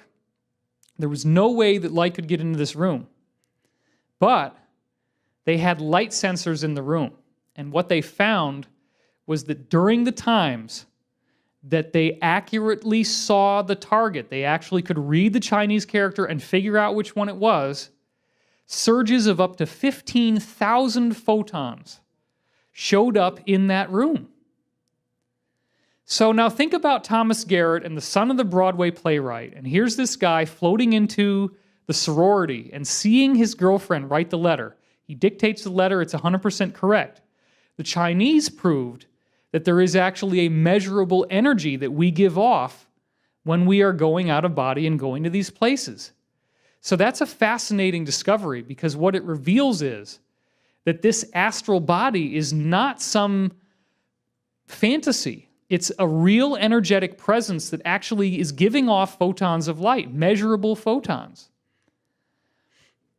So another very interesting thing with hypnosis is the idea of a post-hypnotic suggestion. Cleve Baxter, who I showed you before, would use post-hypnotic suggestion in front of large audiences. Specifically, what he would do in many cases is tell someone who was under hypnosis, when you come out of hypnosis, you will not be able to see me or hear me for a half an hour. I could be walking right in front of you, but you won't see or hear anything. It's like I don't even exist. Then he brings the guy out of hypnosis. Now, sure enough, the man comes out of trance, and the whole audience is laughing, but he can't see Baxter at all. Baxter's walking around, the guy doesn't see him at all. The craziest part was that Baxter actually picked up a cigarette, lit it, and started smoking and blowing smoke clouds into the air. All the guy saw was the cigarette levitating and smoke just pouring out of nothingness in the air. And he actually got really freaked out and wanted to run out of the room, and it was the audience calming him down that got him to stay. He had no idea that Baxter was there. But at exactly 30 minutes later, and people had timed this, all of a sudden he could see Baxter again like nothing was wrong. Now this guy's in a waking state of consciousness. He didn't think anything was different. When you're under post-hypnotic suggestions, you don't realize that anything about your reality is different. So how do we know that we're not under some kind of post-hypnotic suggestion right now? Now, just to push the envelope even further, there's an amazing story in the Holographic Universe by Michael Talbot, which is a story that he personally witnessed, in which a hypnotist hypnotized the father of a young girl. And under hypnosis, he told the father that he would not be able to see his own daughter or hear her whatsoever. Now, when he comes out of hypnosis under this post-hypnotic suggestion, before he's taken out of hypnosis, the hypnotist puts the daughter right in front of her father. So literally, her body is right in front of his face.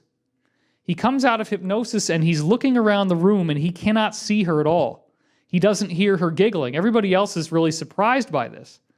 Then the hypnotist takes a pocket watch and actually pushes it into the small of her back. And he did it quickly enough that nobody in the room was able to see that it was a pocket watch. But then he said to the man who was under post-hypnotic suggestion, "Can you see what I have in my hand?"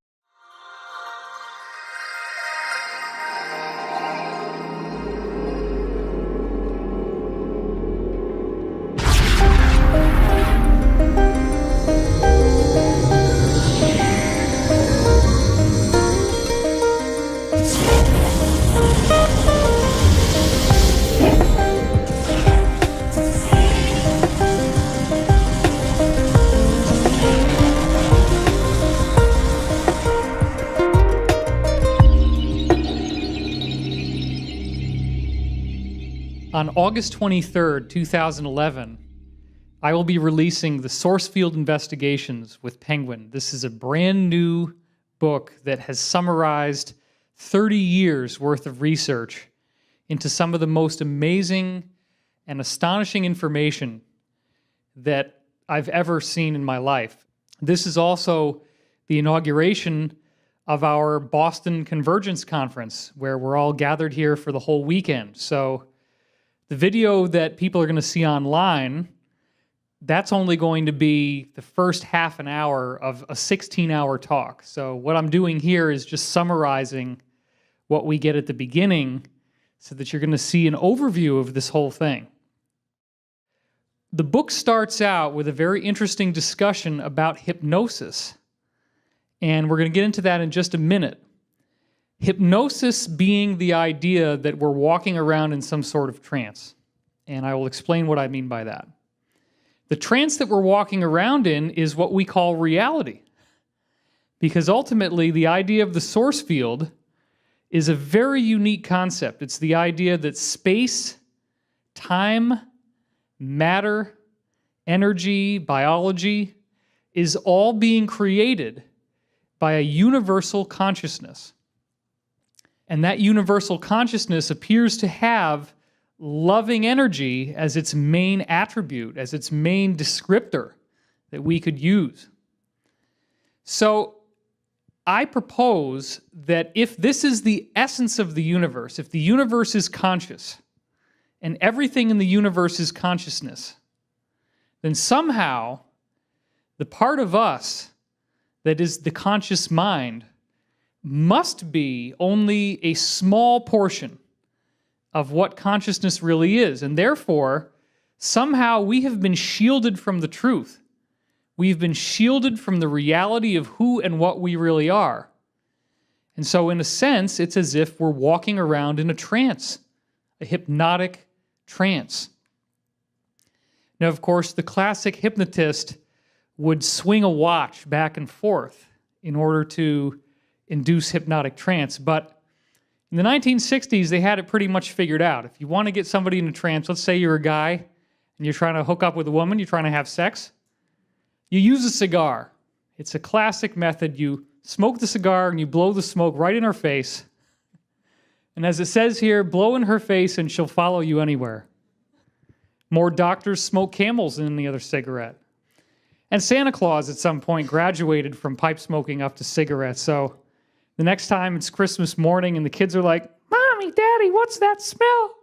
Oh, that's just Santa Claus. He's puffing away while he's filling up your chimney. Don't worry about it. Filling up your stocking. No big deal. It's just Santa. So let's face it, you could get hit by a bus tomorrow, so go on, have a fag. That's what they used to call it, honestly, These advertisements that I showed you are advertisements that are intended to manipulate public opinion. They're actually hypnotic inductions. We have been given so many programs to think a certain way, to feel a certain way, to behave a certain way, and the advertisements just drill that into our head over and over again. And those advertisements are but a subset of a much greater hypnosis that is what we would consider common thinking. What do people think reality is? What's commonly accepted? What's considered common knowledge? Some people seem to be able to have telepathy, even telekinesis, very unusual, profound abilities. And the question keeps coming up, why do some people have this ability and others do not? And what is the source field? How do we access it? So over the course of this weekend, we're going to be answering that. And I touch on those questions in the book as well. One of the first real exposures that the mainstream had to hypnosis was the work of Dr. Cleve Baxter. Now, Dr. Cleve Baxter actually was working for the military and researching hypnosis on the side. And in the course of his research into hypnotic trance states, he actually took a very aggressive move. He hypnotized the secretary of the commanding general of the Counterintelligence Corps in December 1947. Now imagine this. He walks into her office. There were very few books to read on hypnosis back then. So he had just read everything he could on the subject. He'd already had success with this in college, but then he went on after college to go into the military as a result of Pearl Harbor. So as a result of his interest in hypnosis and having seen it work before, many times before, he actually got this secretary to take a highly classified document out of a folder and give it to him while she was under hypnosis. And then she comes out of hypnosis after he'd hidden the document away. And she had absolutely no memory of having taken the document. And she knew that he'd hypnotized him, but he had told her under hypnosis, you will not be able to remember giving me this document at all. And there's some part of our mind that just obeys the command. If you're given a command while you're under hypnosis, this part of you just very blindly obeys. So obviously he was afraid that he could get a court-martial for this, but he wanted to impress upon the military the importance of hypnosis in terms of how it could be used for intelligence purposes, including extracting information from personnel without their knowledge. Well, a letter came through very shortly after he submitted this whole experiment to the general, and the general estimated that this was of high value to military intelligence. A lot of stuff that happened with the CIA got started with Cleve Baxter. He was also the one who pioneered the methods for detecting polygraph in terms of how the skin electrical activity varies depending on whether you're telling the truth or telling a lie. Baxter found out that people who were lying would have a much higher amount of electrical activity on their skin. That was the basis of the polygraph.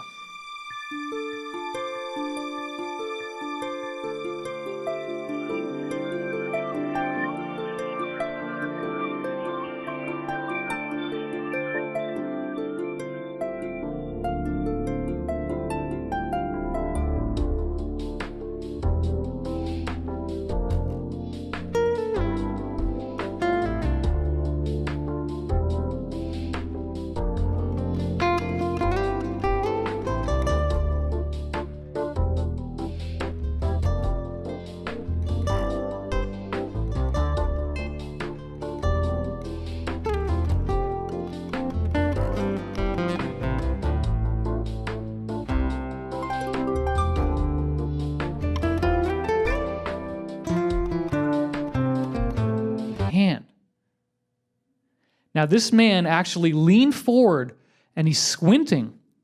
And sure enough, he was actually able to see that it was a pocket watch, and he was able to read the inscriptions on the pocket watch perfectly accurately, looking through the body of his daughter. Now again, bear in mind that while he was doing this, he appeared to be perfectly conscious.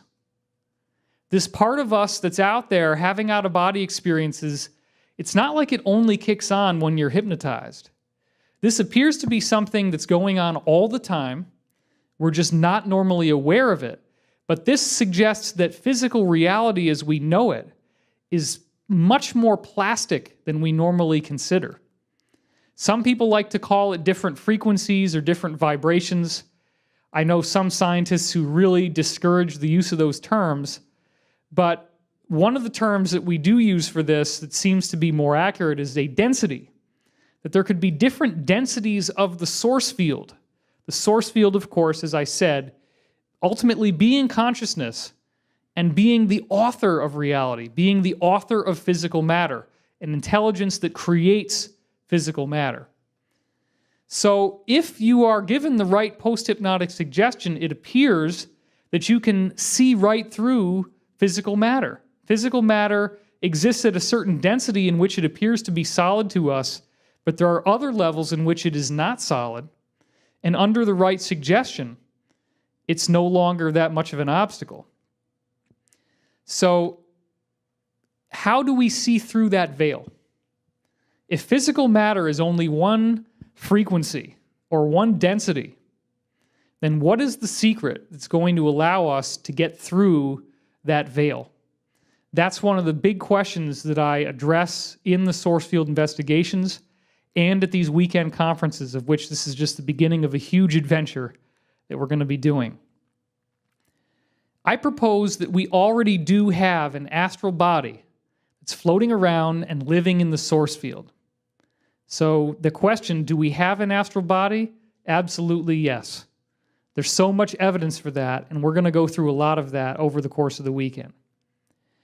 And I believe that that part of us that's out there floating around doesn't just send photons to the area we're looking at. Now remember, the Chinese said in their research that when the subject was accurately remote viewing the target, up to 15,000 photons burst into the room all at once.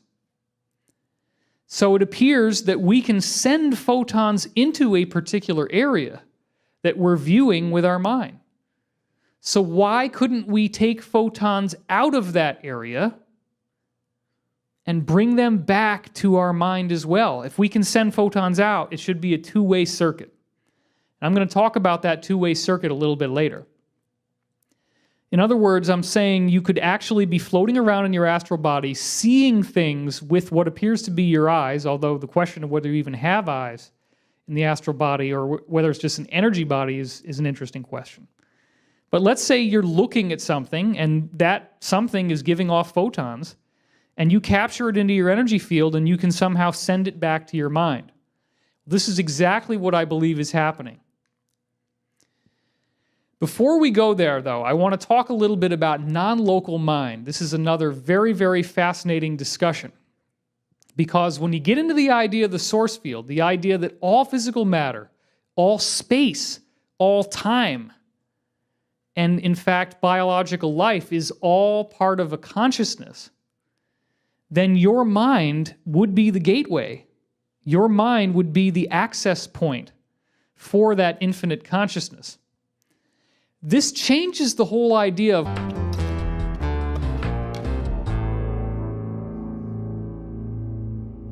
This brings us next to Harold Sherman. Now, he wrote a book called How to Make ESP Work for You.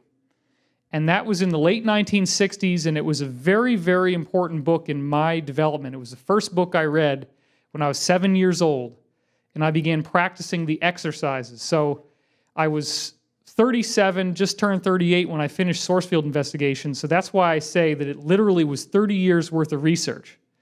Because one of the quotes that's in the book comes from this book I read by Harold Sherman when I was 7 years old. And he describes using hypnosis in a very, very unique way that we might not have realized. He's talking about a famous hypnotist named Dr. Thomas Garrett, who hypnotized the son of a famous playwright from Broadway. So this was a mainstream kid who was a high-profile person because of his father. He had a falling out with a fiancée who was going to a sorority at Wellesley College. They were going to get married. Something bad happened between them, and he thought that it was all over for good. He was really distraught about this, so he went to Dr. Thomas Garrett seeking hypnotherapy, seeking some sort of treatment for this. Now, here's the strange thing. Dr. Thomas Garrett had experience with hypnotizing people and telling them that under hypnosis they can fly, they can go anywhere they want, they can walk through walls, and it's no big deal. It's just a natural ability that we all have, as if when you're hypnotized, you're automatically having an out-of-body experience, having an astral projection. So this son of the Broadway playwright was instructed to go to the sorority building while he was hypnotized to visit his fiancée. And sure enough, he was able to go there. He was told that he could fly right through her door. And in fact, he did go right through the door. He then found her at her desk, and she was actually writing him a letter, hoping that they would be able to get back together and reconcile their engagement. He was so excited about this that it almost knocked him out of hypnosis. But Dr. Garrett was able to keep him calm enough so that he could look over her shoulder and read the letter that she was writing. So he dictated the letter word by word, and Dr. Thomas Garrett wrote down every single word that he said, exactly what the letter was. So the session finishes. He said, wow, wouldn't that be nice if that was true? It was pretty cool, because he was instructed to remember everything that happened in a post-hypnotic suggestion. Well, the next day, he gets a special delivery telegram, and the telegram is the exact same letter from his fiancée sent to him, and Dr. Thomas Garrett in his file had her letter and his original handwritten notes, and they were only off by a couple words. So he was literally able to read the letter that she wrote, word for word, dictated out loud. Thomas Garrett wrote it down. Now, this was done in like the 1930s. And so it seems that there is a deliberate suppression in place to keep this information from us. Here's another very fascinating piece of information. A remote viewing experiment that was done in China. Now, of course, remote viewing is the next logical extension of what I've just told you. Remote viewing would be taking that principle where you could have an out-of-body experience, go somewhere else, see something that's worthwhile information, and bring it back. They then, in the military, standardized this process to get it to the point where you could do it by yourself while you're conscious, so that part of your mind is awake, part of your mind is asleep, and you're able to fly around and actually see these things out there in the world. Now, the Chinese were studying extra high functioning, or what they called EHF psychics, in a laboratory. And in this one particular